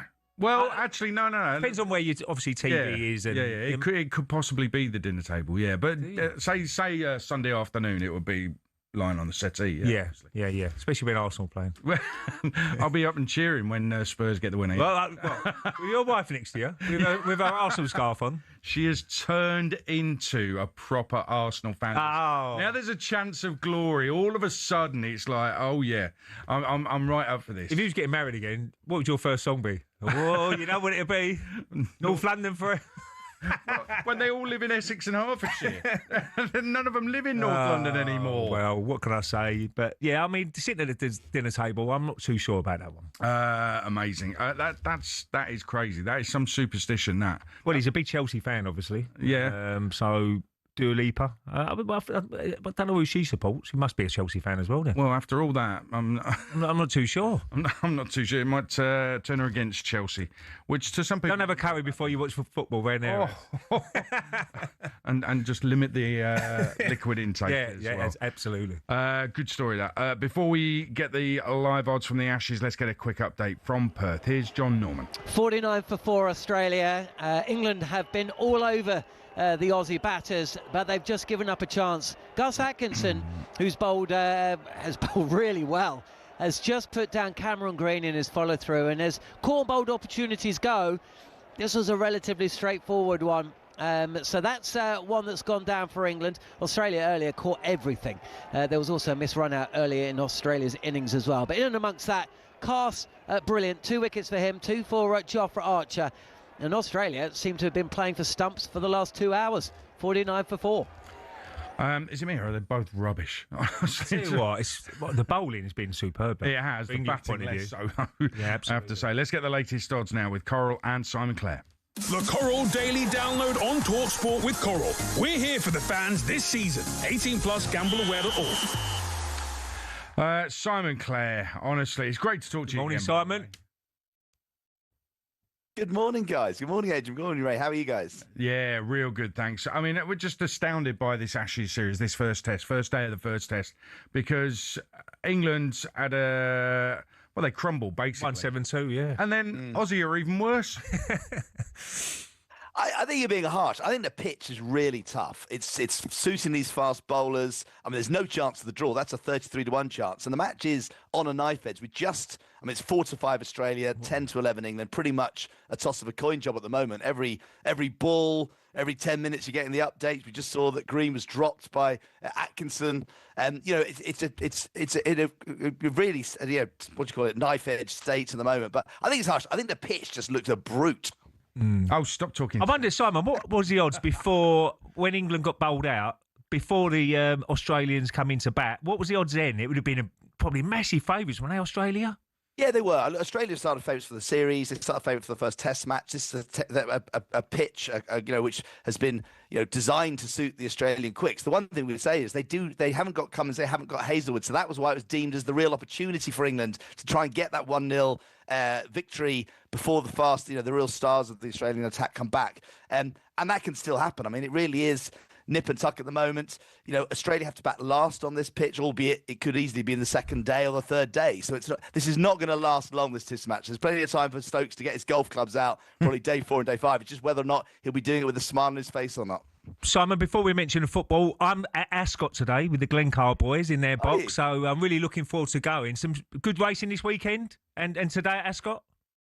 Yeah, it is. I mean, funnily enough, actually, bizarrely, I just picked one out. I mean, the fields are a little bit small today, so actually it should be easy enough to find winners. Only 4 and 5 run the races. But in the 125, there's a horse I quite like called Beat the Bat. Right. And actually, cricket's named after... Actually, the owners name all their horses with cricketing terms. So Beat the Bat for Harry Fry, I think, has got a decent chance of beating the favourite. So good card today at Ascot, but tomorrow a great card at Haydock. We have some of the sort of stars of the jump season: Grey Dawning, Haiti Couleur, and Handstand, and Royal Pagaille all running the big race up there in the afternoon. Grey Dawning's a hot favourite there. And then at Ascot, we have this French star, Il est Français, using my best French pronunciation, who's the favourite in the 1965 chase, and if he win, well, he's on target for the King George on Boxing Day, which would be great fun. So yeah, I'll be at Ascot tomorrow and today. So I'll see you there, Ray. Yeah, I'll see you there, Simon. Come and find you. Let's talk about. I'll try and come and give you some tips. Let's talk about the football. Burnley, Chelsea live on talkSPORT tomorrow. You got to back Chelsea because they've not lost at Burnley since April 1983. Wow. That's a stat and half. You do a lot more research than Alan Brazil. I was just about to say, Alan won't come out with a stat like that. Hold on a minute. Alan will be reading out their next fixtures. I was with the producers yesterday. But yeah, Chelsea are 1-2. Burnley, second favourites for relegation. Wolves, right down the bottom of that list, 1-8. It's then 100-30 Burnley. So they need points. They're at home, but they're 11-2 to get the win, 7-2 the draw. And Chelsea, who are currently fourth favourites for the title and odds on for a top four finish, they're 1-2 to get the job done there at Burnley. Liverpool, Forest. We're expecting Forest to turn around their form at some point, and they actually won at Anfield last season, didn't they? Yeah. They did. That was a famous victory early on. I mean, Liverpool. It was a real surprise actually, given the domination Liverpool had last season. Liverpool are 2-5 to win this game, 4-1 the draw, 6-1 Forest. You're just sensing Liverpool sort of turning the corner a bit, but they're still fragile, aren't they? So again, it'll be, with Ray and I with our Arsenal hats on, are we hoping for another slip up by Liverpool? But I sort of feel probably not so likely tomorrow. And let's hope Newcastle can do us a favour as well, Simon. What price are they to beat Manchester City at the 5:30 game? Yeah, look, it's tough to see Eddie Howe under such pressure. I was very lucky enough to get to the Carabao Cup final last year when they beat Liverpool, won silverware for the first time, and now suddenly, they've lost Isak. Things aren't going so well for Eddie. But I say, willing him all the best. It could do with him pulling something out tomorrow at St James Park. They're 5-2 to win the game, 3-1 the draw, and Man City starting to purr a bit at even money to win. So they're favourites away from home at St James's Park. Breathing down. Well, they're not exactly breathing down Arsenal's net. They're 4 points behind, 4 points behind. They're 2-1 second favourites behind Arsenal, who are 8-11 to win the title. So I think at the moment, with Liverpool 10-1, it's a City v Arsenal title race according to the odds. And Spurs Arsenal. Yeah, quick one on that. Yeah, I mean, look, I wish as an Arsenal fan, I look at the odds and I hope they're right. We're 2-5 to win the game against our rivals, big rivals at home. 7-2 the draw. 7-1 Spurs to pull off a shock that surprise win away from home. But trouble with the Premier League and football generally, we're seeing incredible international football this week. It is so brilliant at the moment. You cannot rely or assume anything, can you? But I'm hoping but the break's done the Arsenal players good. They haven't got too tired by their international travels, and they can regain the winning thread. Simon, great to talk to you. Thank you very much. See you later, Simon. It is. Thanks, guys. Good to chat, Adrian. Don't forget Arsenal at home to Spurs on Sunday and Game Day Live. Sam Matterface will keep you in touch with that from 1:30 on Sunday on talkSPORT. That was a look at the latest odds, all thanks to Coral 18+, gambleaware.org. The Coral Daily Download on talkSPORT with Coral. We're here for the fans this season. 18+, gambleaware.org.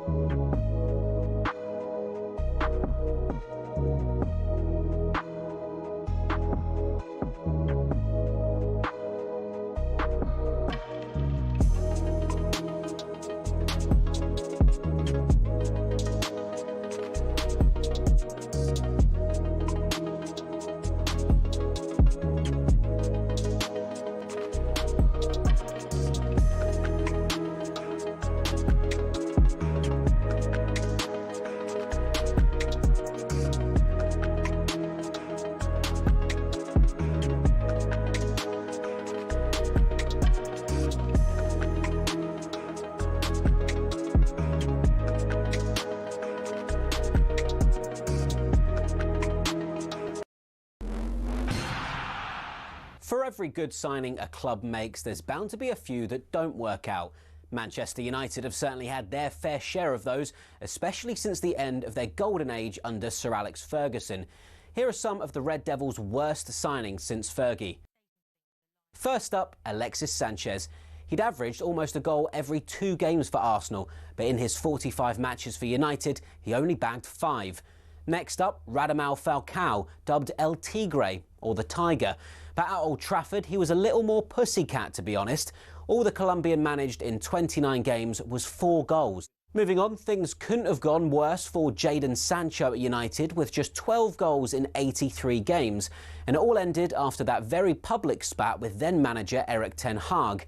Next, Ten Hag probably thought he was wise in sticking to what he knew when he brought in Antony from former club Ajax. But the £86 million Brazilian has really not been able to hack it in the Prem. The curse of the famous number 7 shirt has also had its share of victims. As well as the aforementioned Sanchez, Memphis Depay found he couldn't follow in the footsteps of Ronaldo, Cantona, Beckham and Best. He netted just 7 in 53 appearances. And those are just a few examples. To be honest, the list could go on and on. Unfortunately, that's probably why Man United haven't won the title for over a decade, and why it might take a few more years before they're in contention again.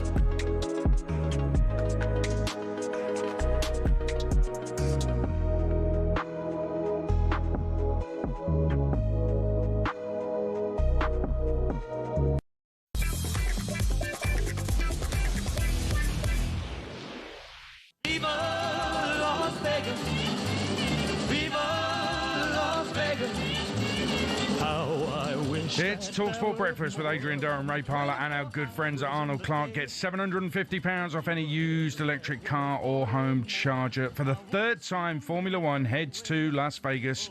McLaren teammates Lando Norris and Oscar Piastri are separated by just 24 points in Norris's favour. A maximum 83 still available. Just the 3 races remaining. I think Norris can finish second in all 3 and win the title. So the F1 is in Vegas. You could be in Vegas as well as talkSPORT. And our mates at Virgin Atlantic are giving you the chance to win an incredible trip for 2 to Las Vegas. You'll kick things off in style with exclusive access to the Virgin Atlantic Clubhouse Heathrow. Then fly in upper-class comfort with lie flat beds and premium service all the way to Vegas. Once you touch down, you'll check into a spa villa for 4 nights, cheer from the stands as the Las Vegas Raiders take on Kansas, and we're throwing in £5,000 in cash to play with while you're there. So clear your calendar, January 2nd to the 7th, 2026, because this could be the greatest start to a new year you've ever had. Good luck. 21 plus, UK excluding Northern Ireland. For a chance to win, text WIN to 83338. Text at £2 plus standard network rate. Bill payer's permission required. Or call 03434239761. Calls are charged at standard rate. All entries must be received by the 28th of November at 4 p.m. This is a network promotion. Run across talkSPORT, Virgin Radio UK and Talk. Full terms and conditions at talksport.com.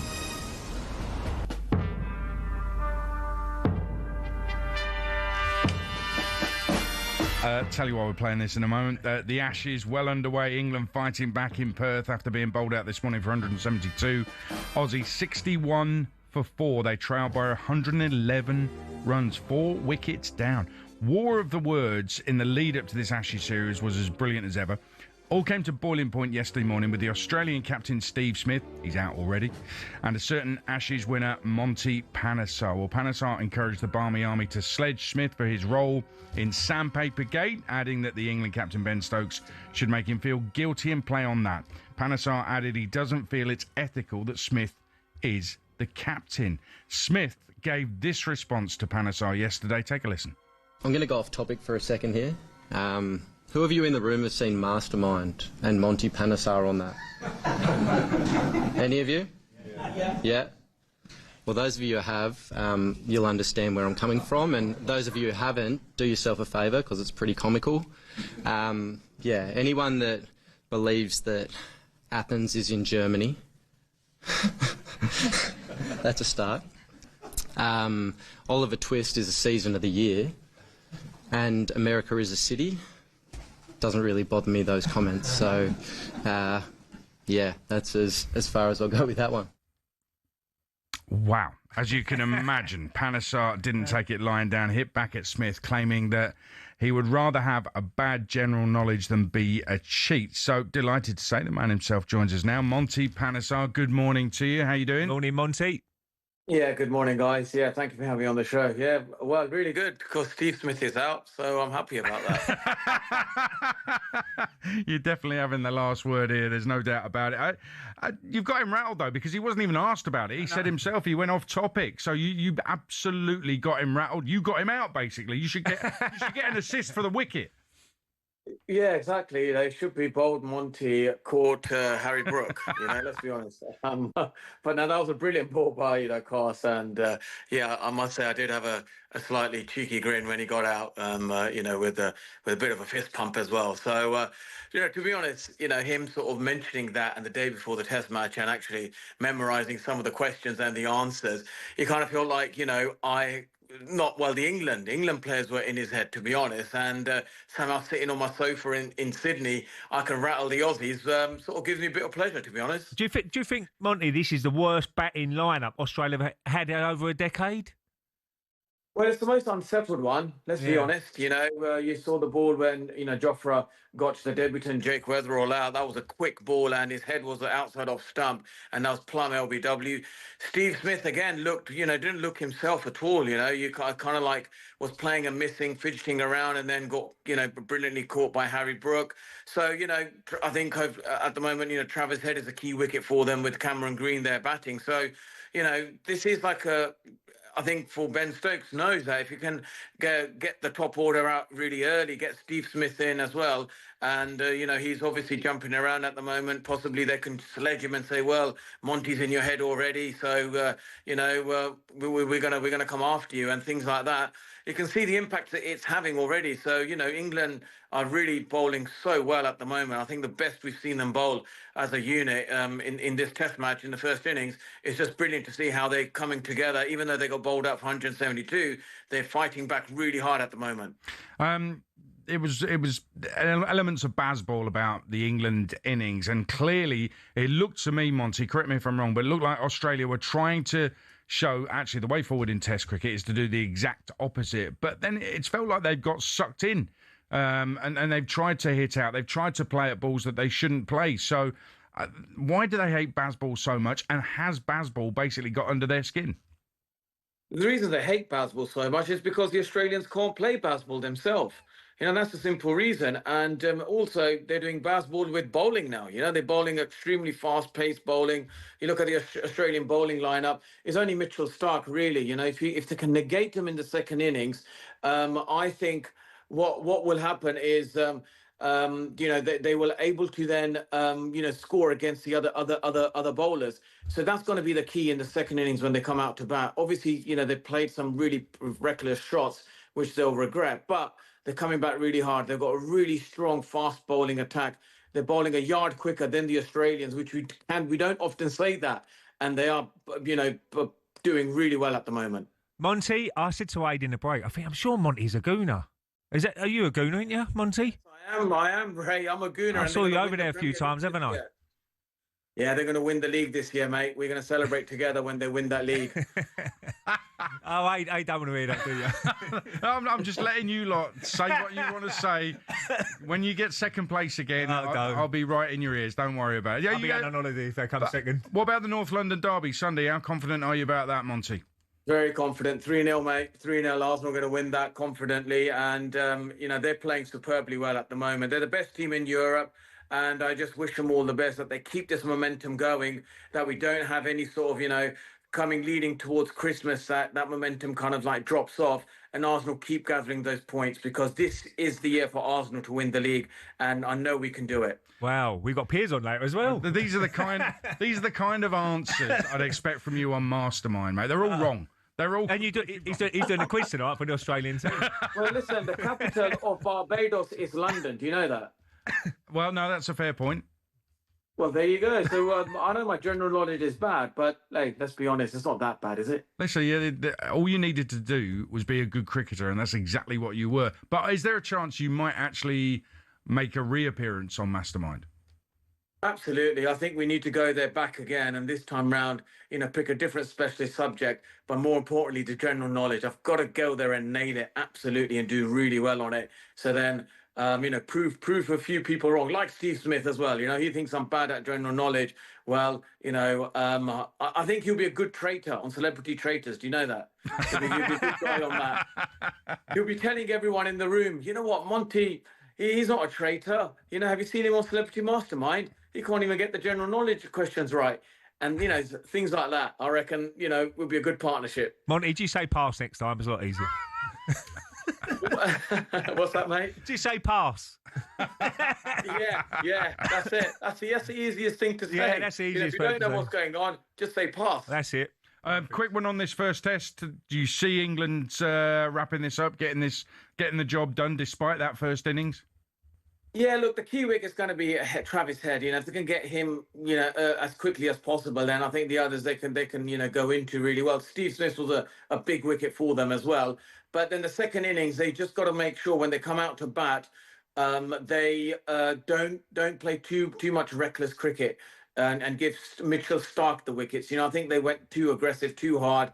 And there were, even the pull shots that they were playing, it was on the up. If they're going to play it, they play it on the ground, with these big grounds. In England, they can clear for 6, but here they get caught out. Same with Jamie Smith, Brendan Carse at the end. They were pulling the ball, but they went straight to the fielders because they're big boundaries here. So they've got to be careful of that they don't just give their wickets away recklessly. Monty, great to talk to you. Thank you very much. Cheers, Monty. Cheers, guys. Thank you so much. He started, so he'll finish. Mate. It had to be done. Don't forget, straight after play today, for all the Ashes reaction, head over to talkSPORT 2. Special following on with Harmy and John Norman. Right, still to come on breakfast. Superstar Breakfast preview on talkSPORT with Benchmarx Kitchens and Joinery. Get trade prices on kitchens to suit all styles and budgets at Benchmarx.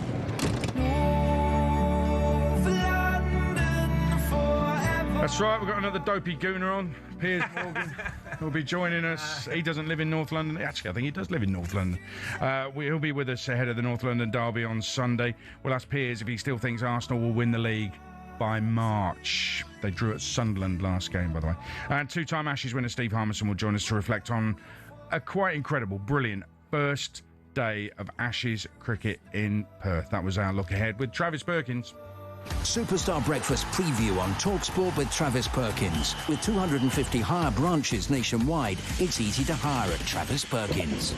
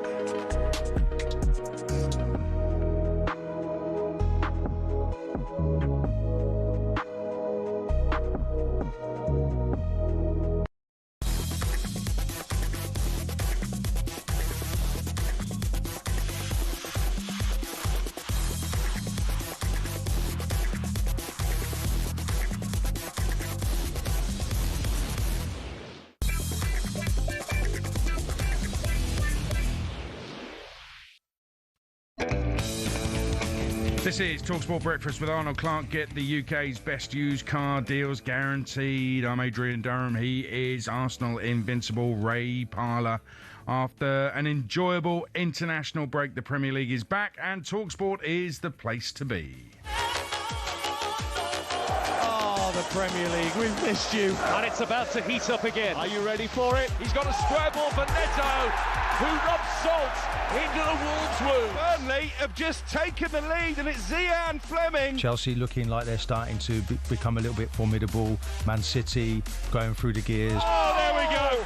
Jeremy Doku has just made it Manchester City 3, Liverpool 0. Level of performance, don't look anywhere near it. Too many players not playing well. Stands on the cross, Joelinton! Back-to-back home victories for the Hammers. He's got the people skills as well as all the defensive organisational skills to be a very good manager. Probably the nicest game of the season to watch and to play. Back out, whacked in beautifully by Zubamendi. What a finish! It is one of English football's iconic fixtures. First time shot takes a deflection, it's in, and Richarlison scores. This is something that is in our hands. So we kick off with Chelsea-Burnley live and exclusive on talkSPORT tomorrow lunchtime. I'll then take you around the grounds for all the goals as they go in. 3 p.m. I'll be at Wolves Palace. Rob Edwards' first game in charge at Molineux for that one. And don't forget, Game Day Live will be from the Emirates for the North London derby on Sunday. That is from 1:30. Ray, other than the big one Sunday, of course, what game stands out for you this week? I will probably look at Newcastle, Manchester City. I think that's the one. 5:30. He's worried about Man City, that's all. No, all morning you've been worried about Man City. It's always a great game as well. Newcastle will be buzzing. All the fans, you know it's going to be a great atmosphere. He wants Newcastle. And I just want to see Haaland. Yeah, of course I do. Definitely do. All right, let's build up to the return of the Premier League with a real legend, the former Forest and England captain who's at Turf Moor for talkSPORT tomorrow. Stuart Pearce, how are you, Stuart? How you doing, Stu? All well, thank you, gentlemen. Yeah, all good. Great to have you with us, and we've had the international break. I think was absolutely super. Yes, there was some magnificent. England scored some great goals as well. We witnessed a couple of victories for England, but it's back to the Premier League, and Chelsea are big favourites at Burnley tomorrow. Stuart, Chelsea haven't lost there since the early '80s when you were just a boy. Indeed. I'm not sure this one will be as clear-cut as people think it might be, Abe, to be quite honest with you. After the international break, it's always difficult to get your players back, get them going again. So, and go to Turf Moor. I think this will be one that Burnley will be looking at and thinking, you know what, we might be able to get something here. I've just looked at their fixtures coming up over the next month and a half or so, and there's games there that they can pick points up, Burnley, I think. Your old team, Forest, Stu, going to Liverpool. They won their last season at Anfield. Sean Dyche now is going to play probably a different sort of role now. Maybe play a little bit deeper and try and hit Liverpool in the break. And Liverpool may be a good time to play them. Could be. As I say, it'll be a tough one for him. But that counter-attack style has held Forest in good esteem over the last couple of years. And I think they need to get back to that. And Dyche will know how to play that when he has to. So it'll be a good game. But Forest and West Ham look as though they're building a little bit of momentum there at the bottom of the division, you know? They do, and that's really interesting because it puts pressure on others like Leeds, for example, like Burnley as well. You talk about the need to pick up points. It could be a really fascinating relegation battle this season, Stuart. I think it will be. I mean, Wolves look as though I think they need to get a victory or certainly get something from this game to get a bit of momentum with a new manager. But looks a tough ask for Wolves. But, you know, Burnley, Leeds are getting sucked into it. Fulham, I think, will be too good to be involved in that. But they're only a point away from it. So, I think it'll be tight down there. And what's caused the problem probably for the established teams is Sunderland have come in and absolutely blown it away so far. Yeah, Newcastle, Man City against you is a really good game to watch as well. How do you stop Haaland? That's the big question Newcastle fans will be saying to Eddie Howe. You know, how do you stop that Haaland? He's a machine at the moment. Yeah, he is. I mean, what a start to the season he's had. Just incredible.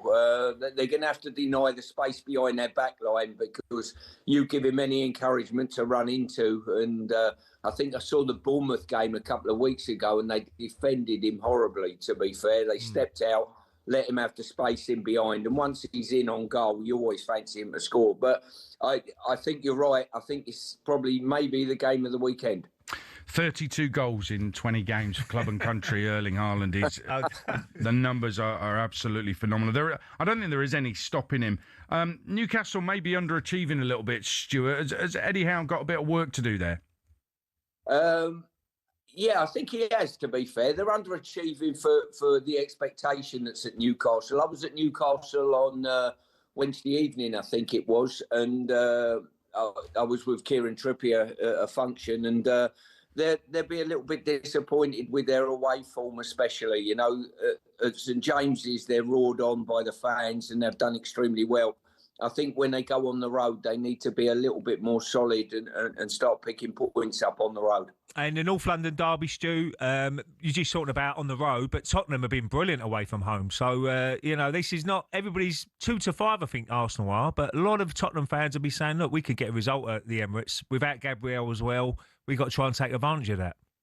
Yeah, they'll want to spoil the party for Arsenal, no doubt about that. I'm surprised they're 2-5. I don't think I've ever known a derby match with such short odds for one team. But it'll be a good game. But at the moment, Ray, I've got to say, Arsenal look unstoppable, don't they? They look, sensational at present, galvanising results, and this will be another step forward if they win it. Interesting. Ray's worried about City, but he's been nervous all morning, Stu. Just put him at ease. No, they're coming like a steam train, mate. They are indeed, Stu. Stop Haaland, please. Next gig, Stuart Pearce, where are you off to? Well, after the Burnley game tonight, we're going to go on to Sheffield to see Amy McDonald. A bit of mid-band, but we like Amy. Okay, that's mellowing out. I like it. Nice chilled Saturday night. Indeed. Stuart, look forward to tomorrow. Thank you very much. Take care. Good to talk. Have a good weekend. Former England captain Stuart Pearce. He will be on duty for talkSPORT from 11 a.m. at Turf Moor, Burnley, Chelsea, as the Premier League returns. We've got live exclusive commentary of that. Is that another wicket? John Norman? It is. The shades of beefy, both of them here, and Ben Stokes deserves to be called or spoken about in the same breath as one of England's all-time legends of the game. But Travis Head has just given it away. Australia finally trying to get on the front foot, and they've been picking up boundaries down the ground. And when England have been bowling short, they've been pulling it to these big boundaries, square of the wicket. This is a nothing shot from Travis Head. He was on 21 when a length delivery from Ben Stokes, who's brought himself on to bowl as late as the 27th over, and he's essentially just pulled this straight to mid-wicket. It's a nothing shot, it's a nothing ball, but that's what Ben Stokes can do. He is a phenomenal player, and sometimes just dismisses batters just with his mentality and his approach to playing cricket rather than the ball that's been delivered. And that is exactly how Beefy used to strike back in the day. So England back in it, and Australia now have lost half their wickets, and the dangerous Travis Head has been dismissed. Stokes with the breakthrough. Aussies still trail by 96. They're 76 for 5. Wow, it is a nothing ball, really. It's an awful shot. It should, awful shot. Awful, not an awful delivery, but it's a nothing delivery. Awful shot. It should have been rattled to the boundary, and he's just dollied it up to his hands. It's an amazing game, really. It's ridiculous, isn't it? 76 for 5. Incredible first day. Spurs fans, want to hear from you ahead of the North London derby, 03717 22 33 44. Also, with Ray Parlour so worried about Man City, would love to hear from City fans. And other Gooners as well, are they worried about City coming up behind them? We have Piers Morgan coming up as well. He'll talk about the Ashes, he'll talk about Arsenal, and tell us if he still thinks Arsenal will win the league by March. That's next.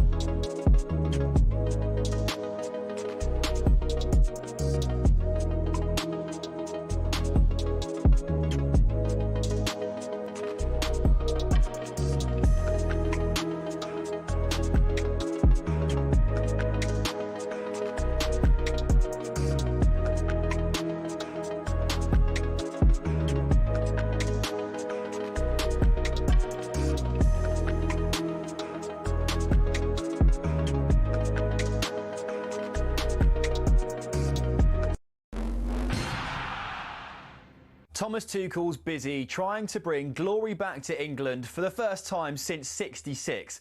But how did he get here? Well, from the sleepy town of Krumbach via some giants of European football, here's his journey to Wembley. Sitting around 60 miles west of Munich, Krumbach's population is less than 14,000 people. But Tuchel's friends there remember a boy whose ambitions lay far beyond the Bavarian community. His will to win was evident early. Tuchel often captained his youth football teams, and his school side lifted the national German football trophy in 1987. The sport took the young defender on a whistle-stop tour of South Germany, from Augsburg to Stuttgart and then Ulm. A knee injury ended his playing career at the age of 25, though. Tuchel accepted his first coaching role in the Stuttgart youth setup in 2000, hired by none other than Ralf Rangnick. Under Tuchel's stewardship, the club's under-19s won their league title in 2005. But Stuttgart chose not to renew his contract, feeling Tuchel had an abrasive personality. He went on to manage Augsburg's second team before spending 5 years at the helm at Mainz.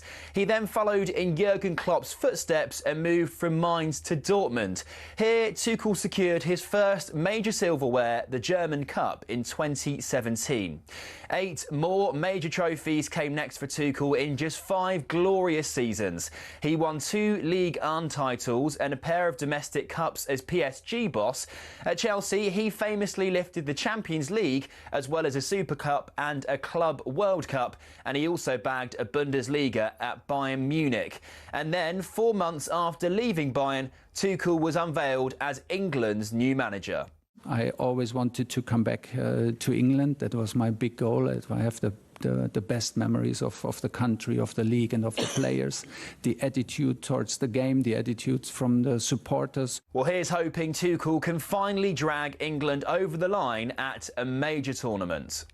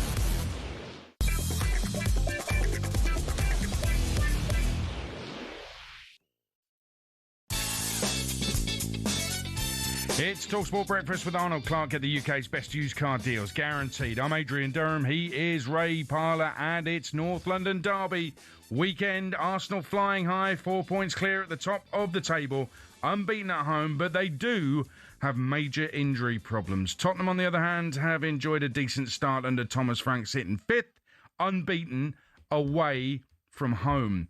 We've already heard from former Spurs men Tom Huddleston and Clive Allen, who believe they can get a result this weekend. Well, to tell us what he thinks, let's say a very good morning to broadcaster, massive Arsenal fan, and a man who will be loving the cricket right now, Piers Morgan. How are you, sir? How you doing, Piers?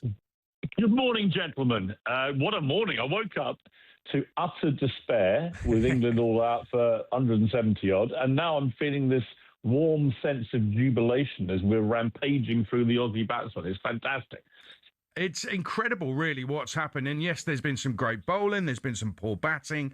The pitch has been huge in what's happened so far on the first day. But it's been an incredible first day of the first test. And it does look like England are going to go on and win it.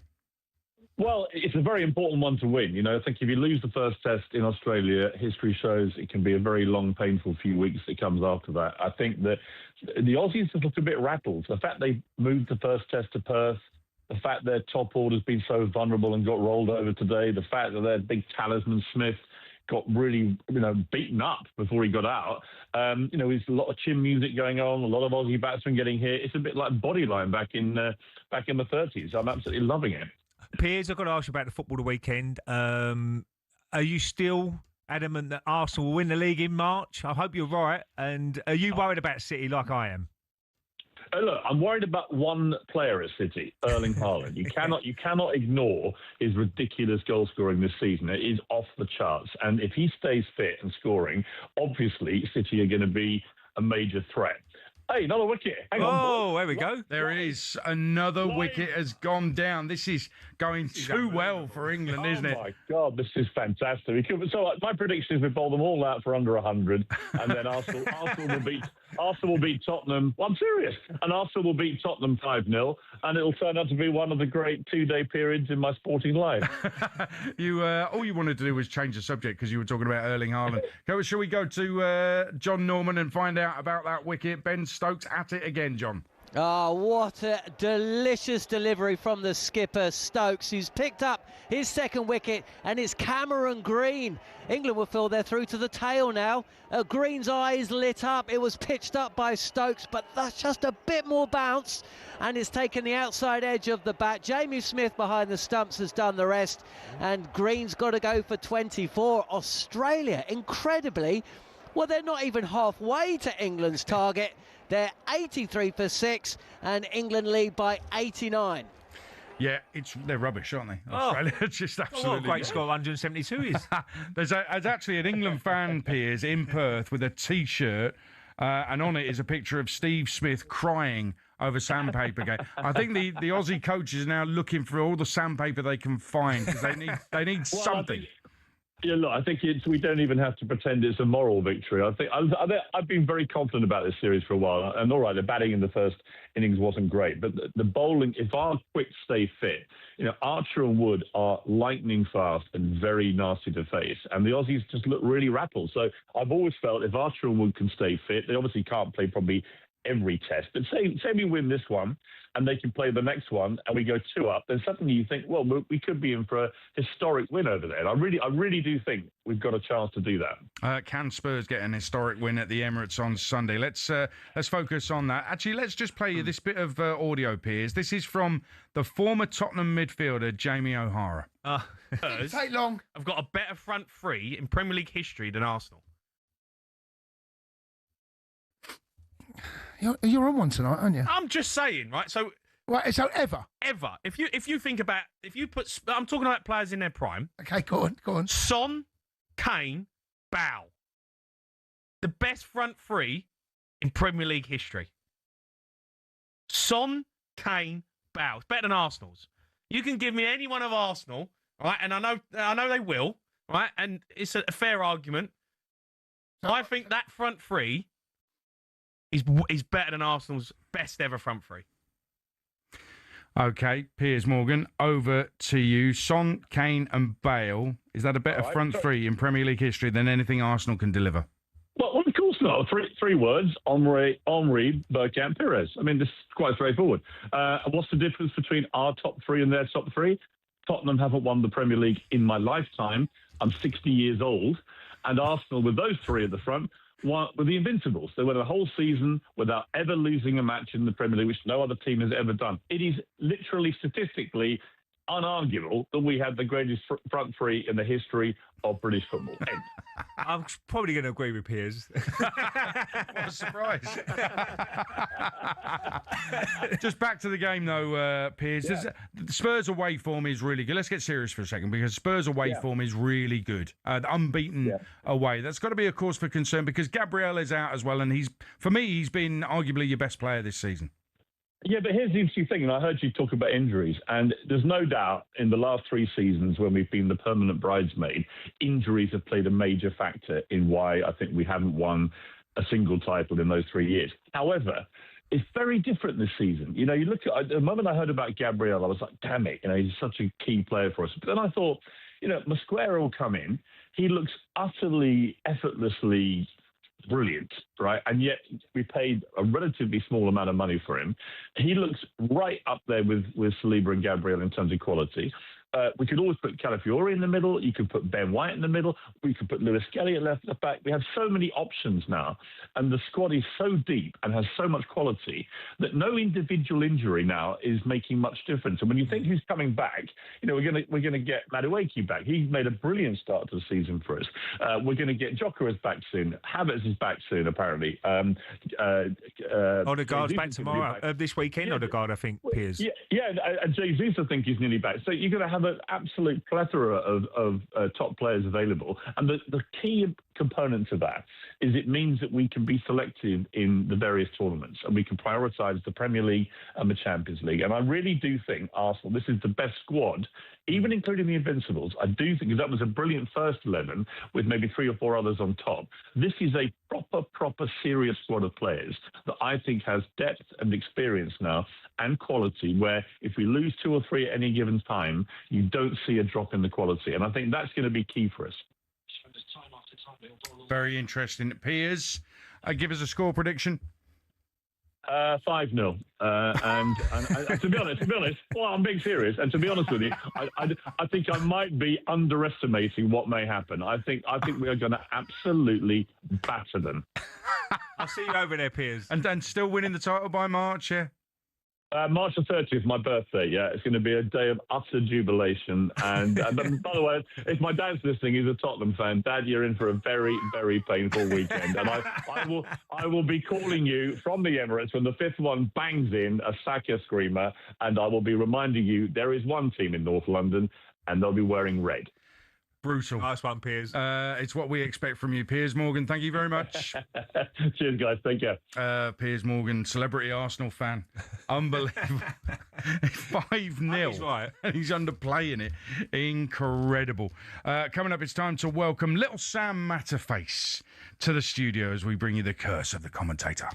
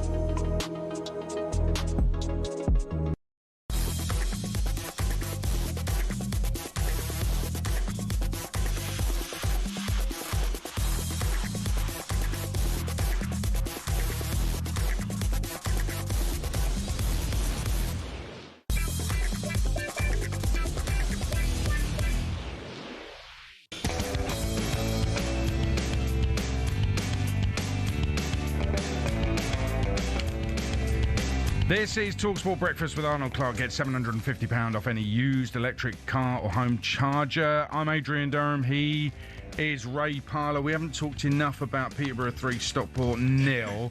So I've got to rectify that between now and 10. Premier League is back, though. That can only mean one thing, the return of game day and a man with his very own theme tune.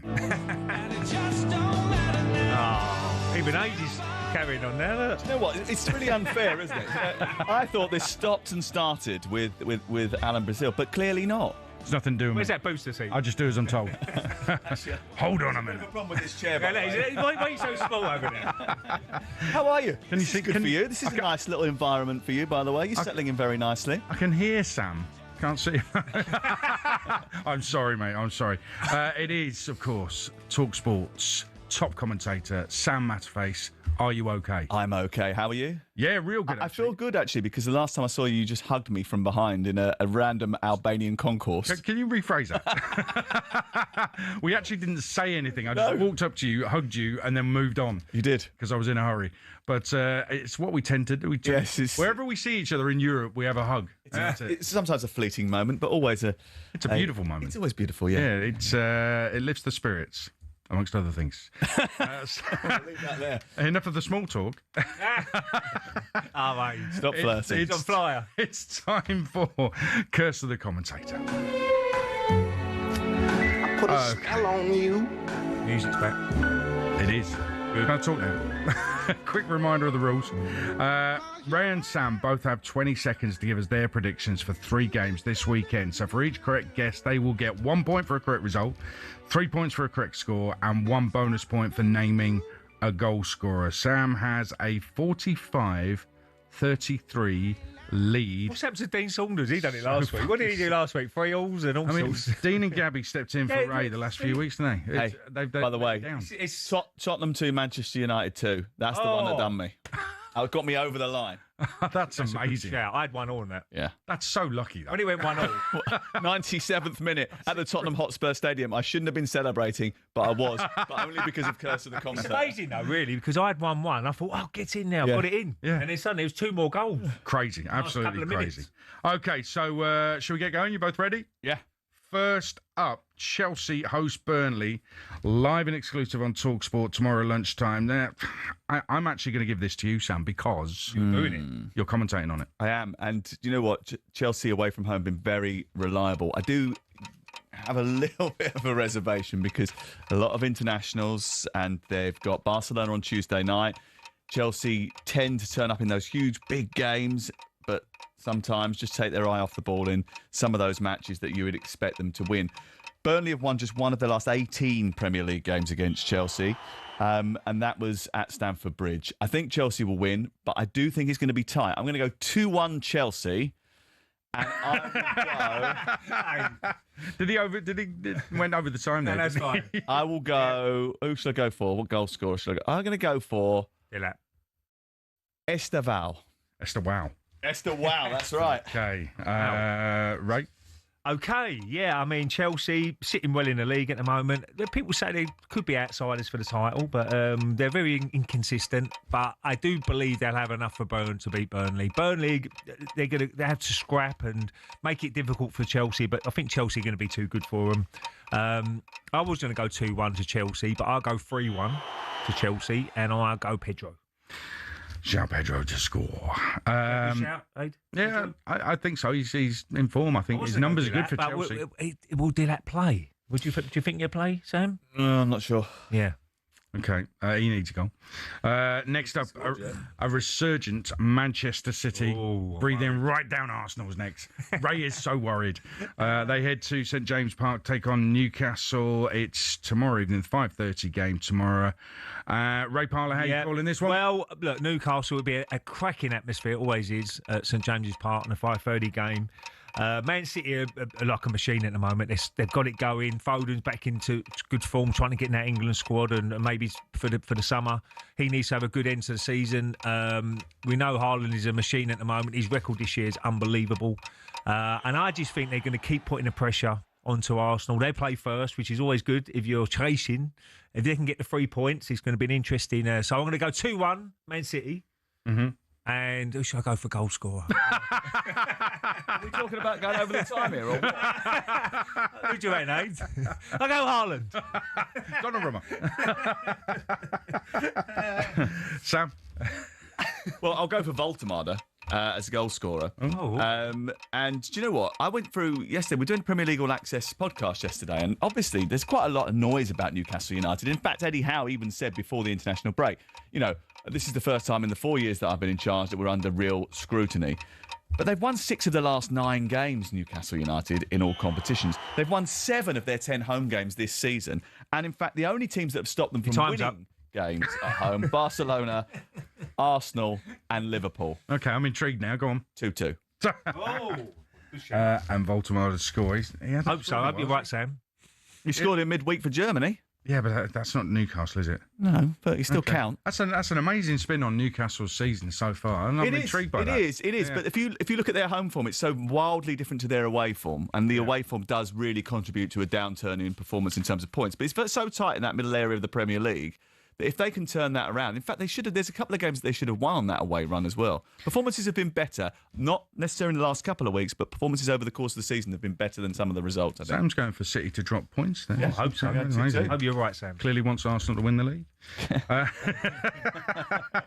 Finally, the big one on Sunday. The you will be there, Sam. The North London derby. Who wants to go first?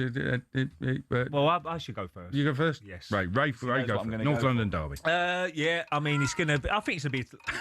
I don't agree with Piers Morgan. I don't think it's gonna be 5-0 somehow. 6-0. But I think it's gonna be a tight game. But I think Spurs' away record's very good. They can't seem to get it going at the Tottenham Stadium. Arsenal got to come out on the front foot. It's a very important first 15, 20 minutes of the game. They've got to really put Tottenham under pressure. But they sit quite deep, Tottenham, and they're going to make it difficult. But I'm going to go for the Arsenal win, being at home. I don't think they're 2 to 5 shots, like Stuart Pearce said earlier, but I think they should be favourites, and I'm going to go 2-1 Arsenal. Goal scorer, Saka. They're the best team in the league. They'll win 1-0. Don't need your 20 seconds there. Don't need my 20 seconds. They'll win 1-0. Who's your scorer? That is a difficult one because there's a lot of injuries for Arsenal, and I think they'll be a little bit more pragmatic this week. I'm going to go for a set-piece goal, so I'll go something wild, shall Saliba. I? I'll go Saliba. Doesn't score many goals, but in the absence of Gabriel, maybe he will. He's trying to get us back in the game, isn't he? Arsenal will be more pragmatic. I'm intrigued. You'd say some intriguing things. So I'll tell you why I think they'll be more pragmatic is because we don't know who is going to be in the Arsenal team. Yeah, it could be no Gyökeres, could be no Timber who came off in international break. Calafiori, who I think is fantastic, by the way. He had a hip injury during the international break. Ben White. I just think maybe it might just be a little bit of a Skelly. And they're all about making sure they win the game. I think they'll win the game, but I don't think they're going to be as gung-ho as maybe they would be. Look, I think Tottenham are leaky, and I don't think they're particularly... but they're better away from home than they are at the Tottenham Hotspur Stadium. So 1-0. You're doing Game Day Live Sunday from 1:30 from the Emirates. You're commentating on Burnley-Chelsea tomorrow, as we said. What's coming up at 10 a.m. on the show? God knows. I don't know. It depends who turns up. Depends who turns up. Last week, no one did. So if someone does, that'll be... Oh, he's in a mood. Are you in a mood? That'll be absolute bonus. Moody Matterface. What's going on? Alex Crooker's turned up. It just about, yeah. We didn't last week, did he? So it's nice for him to turn up this week. He's come back from his holiday for you. Oh, so have I. That's how much he loves you. So have I. Oh, Sam, looking turning up for work. Let's give him a medal.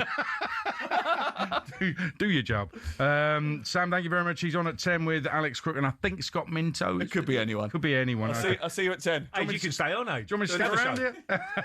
You look like you're enjoying yourself. Can you afford me? I don't know. Our budget doesn't stretch to that. We'll get Alan in. Coming up, we hear from Pep Guardiola ahead of that huge game against Newcastle City. Funnily enough, he is talking about the magic of Erling Haaland.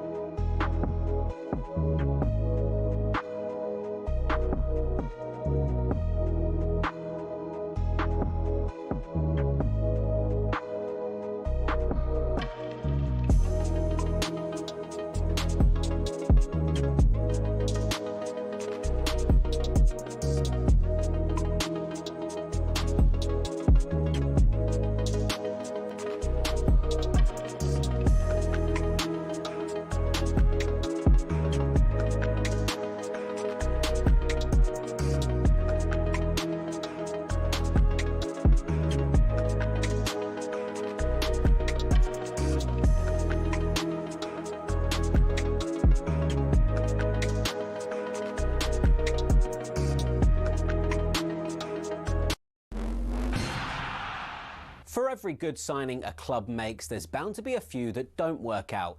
Manchester United have certainly had their fair share of those, especially since the end of their golden age under Sir Alex Ferguson. Here are some of the Red Devils' worst signings since Fergie. First up, Alexis Sanchez. He'd averaged almost a goal every 2 games for Arsenal, but in his 45 matches for United, he only bagged 5. Next up, Radamel Falcao, dubbed El Tigre, or the Tiger. But at Old Trafford, he was a little more pussycat, to be honest. All the Colombian managed in 29 games was 4 goals. Moving on, things couldn't have gone worse for Jadon Sancho at United, with just 12 goals in 83 games. And it all ended after that very public spat with then-manager Erik ten Hag. Next, Ten Hag probably thought he was wise in sticking to what he knew when he brought in Antony from former club Ajax. But the £86 million Brazilian has really not been able to hack it in the Prem. The curse of the famous number 7 shirt has also had its share of victims. As well as the aforementioned Sanchez, Memphis Depay found he couldn't follow in the footsteps of Ronaldo, Cantona, Beckham and Best. He netted just 7 in 53 appearances. And those are just a few examples. To be honest, the list could go on and on. Unfortunately, that's probably why Man United haven't won the title for over a decade, and why it might take a few more years before they're in contention again.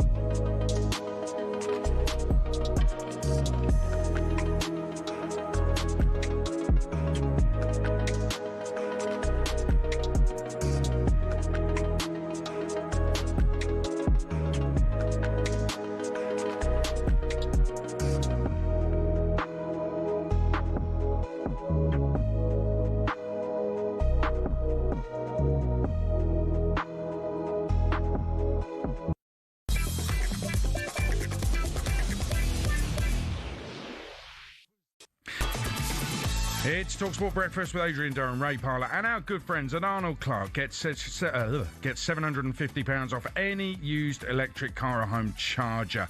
Right, now that I said that the Aussies putting a partnership together, and we've got another wicket. John Norman. And it's that man again. You know, in his Ashes preview on Wednesday night, Darren Gough was in the seat you're probably sitting in, Aid, maybe the one raising. He said, I am tipping Ben Stokes to be the leading wicket taker in this series. Well, I tell you what, Stokes has just taken his 3rd, and it's Mitchell Starc who probably, after he walked off the field with 7 for 58, probably fancied putting those big size 13s up and watching the batters bat the day out. Well, that has not happened. He's been and gone in a blink of an eye. He was 12 not out before his eyes lit up. He went for a big booming drive, and he essentially just picked out Bryden Cass, who's taken another catch. So we still have 15 minutes in the day. Archer's been brought back into the attack. He's taken 2 wickets, and Australia are 118 for 7 with the boo boy Alex Carey, who's booed to the crease. He's still there, 25 not out. But Nathan Lyon, I said this earlier, Australia's tail is here. And will it wag? We'll find out. 119 for 7. Yeah, 7 down and the tail is in already. That is not good news for Aussie, great news for England. Now, when I used to host on Drive, we used to do a top 5 at 5 p.m. So on breakfast today, we decided to bring it back, but with a twist. It's time for Adrian Durham's Top 5 at 9:35. Very good. And it's 9:35. Just got in there at 9:35. Yeah, we're bringing back the top 5. And this is after Scott McTominay's overhead kick. Okay, brilliant goal. That was the best of the goals. Sensational against Denmark. I've decided to do my best goals by British footballers in modern football. Okay, so it's a modern era. So I've gone through. I mean, I had to have a cut-off point somewhere. I mean, there's been some great goals in the past, and I'll just run through a few of them. Archie Gemmill against the Netherlands, 78 World Cup. George Best's solo goal where he surged past everyone against Sheffield United in 71-72. Jeff Hurst, hat-trick goal, World Cup final. I think it's a great... Bobby Moore's pass to him is sensational. Alan Mullery volley for Fulham against Leicester in the Cup in the 70s. Glenn Hoddle's, his last goal for Spurs, he surged... No, it's the one where he surges through the middle of the Oxford team and sits the keeper down and scores. It's an unbelievable goal. But we've got modern era, okay? So the top 5... John Barnes, remember John Barnes? John Barnes. Brazil. Against Brazil for England, doesn't quite make the top 5, I'm afraid. But top 5 goals scored by British players in the modern era. Let's get this started. Number 5. Now here's Rooney. Oh my goodness me! That is one of the strikes of the season. Absolutely brilliant, fantastic from Wayne Rooney. You've all done a Ray Parlour there, haven't you? You've all thought it was a volley, yeah. The overhead kick. Overhead kick, sorry, yeah. Against United. Was it a volley? No, it shouldn't be overhead kick, so I couldn't have that one. It's the one where he's angry with the ref and then turns around and just buries the volley against Newcastle in the top corner for Man United. Basically, I had to have a Rooney goal in there. His debut weren't bad, goal either. Oh, I'm just an unbelievable player. I always said about Wayne Rooney that top player. He took a lot of criticism when he was playing, but you realise how good he was when he finished, and that I had to have a Rooney goal in there. So Wayne Rooney is at 5. The Man United Thunderbolts against Newcastle. Number 4. Kirby into the box, pulls it through. Russo, save, brilliant save by Lindell. Backhill. Oh, what on earth has just happened? A backhill from Russo, instinctive, innovative, wonderful. Oh, that brings back memories. That's Sam Matterface on commentary. That was the Euro semi-final when England's women won the Euros in 22. I've never known a reaction in a stadium quite like it. So, as the commentary went there, Russo has missed a sitter. It is a decent save, but she should score. So the stadium's gone, big groan. It's gone all flat. And then she's got a back to goal. There's a defender right behind her and back heels it through 2 sets of legs. Yeah. And into the Who net. else scored a goal like that? Oh, for my old team. Not Ray Parlour. No, it wasn't me. Go on. Thierry Henry. Of course, Thierry Henry. Against, was it Charlton? But he's not British. I know. But it was an unbelievable goal. It's instinct. I think from the flat moment of how she they missed do that. Yeah, it's to the Bramall Lane, which was the venue of that semi-final, it just erupted. So that feeling among all the fans in the stadium that night had to be in there. So that's Alessia Russo's back heel at number 4. Bronze position. Number 3. Jack Wilshere, Cazorla, Giroud again, Jack Wilshere! It's stunning from Arsenal! Might surprise you from me that Aguna is in there at number. It was a great goal, that was. This was like a lot of one-touch football from Arsenal. Giroud, wasn't it? Giroud against Norwich. Yeah, against Norwich. Little flicks and little passes, but they were perfect. It was a perfect goal. It was brilliant goal. Yeah, absolutely brilliant. Love that from Jack Wilshere. I think at the time I thought that was the greatest goal ever scored, but there have been some great goals, haven't there? So we will move to the silver medal position. Number 2. Casemiro now changes the line of attack by working wide out towards the left for Marcelo, and the other head kick is an unbelievable goal from Gareth Bale. That is a stunning strike. Gareth Bale's overhead kick. Oh. I mean, the thing is, as well, with this, Ray, is it's a Champions League final. It's the importance of the game. Yeah, and I always think that, listen, I wanted to stick Harley Mills' free kick in the EFL Trophy final against Birmingham in there. It's a great goal, but at the very top level, when there's top pressure in those big games, for him to do that, to throw that shape and score that goal in a Champions League final. He was an amazing player, wasn't he, Bale? Oh, I mean, at his peak. What's the goal he scored at West Ham when he ran off the pitch and ran back on? Was it? I think that was for Real Madrid, wasn't it? Was it Real Madrid? Yeah, Real Madrid. But he scored a cracking goal at Palace away. He ran out of the stadium and back in. It was just ridiculous. Pace he had. Oh, unbelievable. Gareth Bale in there at number 2. Who's won it? Number 1. Oh, here's Gascoigne. Gascoigne, he can finish it here! Paul Gascoigne! 2-0! Would you believe it? Oh, mate. Scotland. Paul Gascoigne against Scotland. Oh, yeah. Oh, and the fact he played in Scotland at the time, the fact that it sealed the victory against the Scots at the Euros at Wembley. And it's just a great goal, isn't it? Yeah. That's the volley. The celebration was great as well. Yeah. I mean, listen, you'll all be thinking there's loads of goals. The dentist chair. But it's all subjective. There's no right or wrong answers here. No. Really. Well, you got Scholes, he scored some crackers over. Ryan Giggs in that semi-final. Frank Lampard. Yeah. He scored some cracking goals. So it's an argument where you have your own opinions, but that is a top quality goal. That goal, and we're talking again about the stage that it's on. Your European Championships, England at home, they've got to do the business. They're under pressure from the Scots, who just missed a penalty, or had a penalty saved rather, and unbelievably, Gazza does that. So Gazza's goal against the Scots is my top goal scored by a British player. Stokes is on fire. Stokes is in at number 1 as well. He's gone and done it again, John Norman. He has 121 for 8. We've still got 8 minutes until stumps, and we've had an 18-wicket day, and it's Alex Carey who's been dismissed. Ben Stokes bowling round the wicket. He's dug it in with 2 slips in place. Alex Carey, well, he's fallen for an absolute sucker punch because Ben Stokes has just made a big point of moving Bryden Cast to a fly slip kind of position, which means on the boundary behind the slips. And Alex Carey's just stepped away from this short ball and he's just ramped it up and over second slip. He's looked back, he's thinking there's a bow. Oh no, he's walking off before Cast has taken the catch. An absolute brain fade by Alex Carey. This is what Stokes does to you. He gets into your brain and Carey's got to go. That's the 4th wicket for Stokes, and Australia trailing by 51 or 8 down. 121 for 8. Unbelievable. Carey's only gone and slapped his own bat. Do you know what? He was when he come off his bat, he was shaking his head.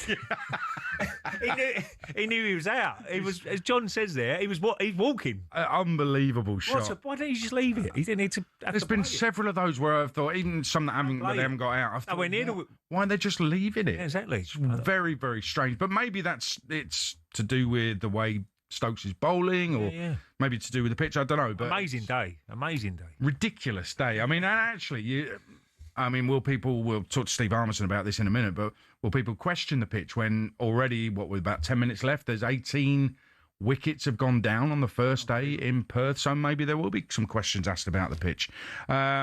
In fact, there's just 7 minutes left of the opening day. A ridiculous opening day. Incredible first day in the Ashes. And Harmy will join us next to reflect on that brilliant day for the bowlers rather than the batsmen. That's coming very shortly.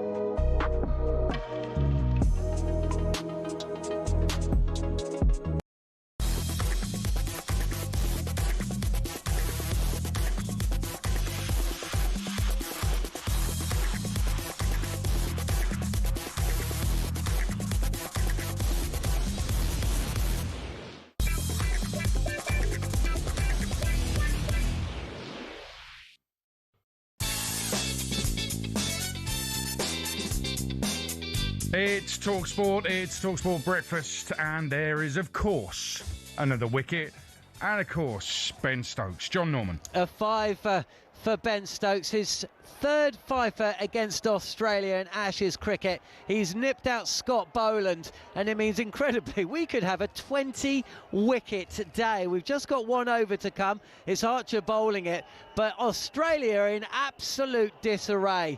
When England walked off the field with Mitchell Starc holding the ball aloft, a 7-for to his name, and England skittled out for 172. Few would have thought that fast forwarding 3 hours, it would be Australia on the verge of being bowled out with a deficit of 50. But that's where we are. They still trail by 51. We've still got a couple of deliveries left in what's been a ridiculous day. And when the action stops in Perth, well, we'll still be talking about it on talkSPORT throughout the day. Harmy will be on shortly. We'll be on talkSPORT too. There's podcasts, there's content on the talkSPORT Cricket YouTube channel. But as for now, Australia up against it. 121 for 9 after England were bowled out for 172. Cheers, John. We will get more from Steve Harmison in a second, but got some breaking news for you on talkSPORT right now. Enzo Maresca, the Chelsea manager, has confirmed that Cole Palmer has suffered an injury in an accident at home. He has fractured his toe. He's going to miss at least the next 3 games. So that's Burnley tomorrow. He was due to be back for Barcelona Tuesday, but he's out of that and he misses the Arsenal game after that as well. I mean, that's a big blow for Chelsea. I also think it's a big blow for Cole Palmer and his England hopes because Thomas Tuchel's had him for 65 minutes of the Andorra game away when he was terrible. But for Cole Palmer, he's just got to get fit and stay fit. Yeah, I mean, it's a real setback for him. It's a nightmare when things like this happen. He'll be disappointed because it's the worst possible nightmare, when you're injured and you're seeing the players playing every week, training every day, and you're sitting in that medical room. But this is just another setback for him. So it's a massive season for a lot of players, and Palmer's got to get back in that side and start performing like he did. We all know he's a superb player, and I'm sure if he can get back to his best, he will be in that squad. Has he just stubbed his toe? Accident at home. He's woken up, stubbed his toe. We've all done it. We've all been there. I haven't. You've never stubbed your toe? No. You've never stubbed your toe in your life? I don't think I have, no. What? Well, I might have hurt it, but he's never put me out and fractured my toe. He's probably dropped something on it. I reckon he's dropped something on it. Yeah, probably. Yeah, just take care, for heaven's sake. Your team needs you. We haven't had 20 wickets, but we nearly did. Stumps, John Norman. Oh, I don't know about you, but I need a sit down, and not just because Ray Parlour said he's. Well, I tell you what, I don't know what's more. Standing up, surely. I don't know what's more shocking: 19 wickets falling in a day, or Ray Parlour saying he's never stubbed his toe. How is that even possible? I've had it trod on a few times. Got small toes. Well, maybe he hasn't got any toes. Go on, then. Anyway. Where do you start? Well, we've only got 8 minutes until the end of the show, and Harmy's coming up. I can't go through all 19 wickets. So here are 3 top lines. England won the toss and batted. England were bowled out for 172 with Mitchell Starc taking a test best 7 for 58. That's playing in his 101st test match, by the way. And then when they came out to bat, Australia found batting even more difficult. Archer with 2, Cast with 2. And then Ben Stokes only started bowling 45 minutes ago, and he's walking off with a fifer. Absolutely ridiculous cricket. Can't wait to hear Harmy's take. Stumps on day 1-8. Australia 123 for 9. They trail still by 49. Amazing. And you've summed it up nicely. Let's go straight to Ashes winner Steve Harmison, 2-time Ashes winner Steve Harmison. Actually, answer that question first of all. I posed it a little bit earlier, Steve. I mean, should we be looking at the pitch here? 19 wickets in the first day in Perth. No, I don't think we're looking at the pitch. I think we're looking at the bowlers that have bowled on it have been absolutely fantastic, especially Mitchell Starc. I think all of England bowlers. Yeah, John Norman summed it up brilliantly there. Ben Stokes with his fifer, and he's only been bowling for 45 minutes. But the pressure that Jofra Archer, Gus Atkinson, Mark Wood and Bryden Cast did before, they bowled as a unit. They bowled as a team. We talk many times, Adrian, in cricket about batting partnerships, batting together and, batting for your mate. But in bowling partnerships, especially when you're under pressure and the opposition you've been bowled out, your batters have been bowled out for a low score. All of a sudden, you're under pressure to then hit the ground running and not give any freebies. I mean, every single one of them England bowlers has not missed their length or line or anything on that surface. There's been a bit in it, but I tell you what, they've bowled absolutely magnificent as a group. And that's probably what Ben Stokes will say at the end. If it is him that gets interviewed, he will say, as a group, we have bowled brilliantly and we are now in control of this test match. Harmy, there were some really bad shots, though, wasn't there? I mean, me and Aid were sitting there. I'm not a cricketer, but where you can just get out of the way of it and then put a bat on it. Yeah, you get a bat on it, and it's just madness, really. These are top class players, and is it because I don't know, they rattled, or I don't know why they would go for the shot in the first place. Yeah, it's under pressure. I mean, they're under pressure. They've been put under pressure. The batters have been put under pressure by seriously good bowling. Mitchell Starc bowled phenomenally well in that first hour this morning, and he put England under the pump. And England have just come back and relentless hit their lines and lengths. So when there is a ball to hit, they're not in a position to hit it because they're in survival mode. I mean, I'm trying to have a football terminology, but you're in survival mode. And then all of a sudden, it's like having a centre forward, and, talk about the likes of Haaland and Kane and back in the day, like Shearer and people like that. They can go 89 minutes without even a touch in the ball. They get one chance, bang, goal. Mere mortals, other players who are under so much pressure in that situation, they don't score because of the pressure that they've been put under. The batters in this game so far, 19 wickets have been put under pressure. A little bit on the wicket, fantastic bowling. England should go on and win this, shouldn't they? This first test.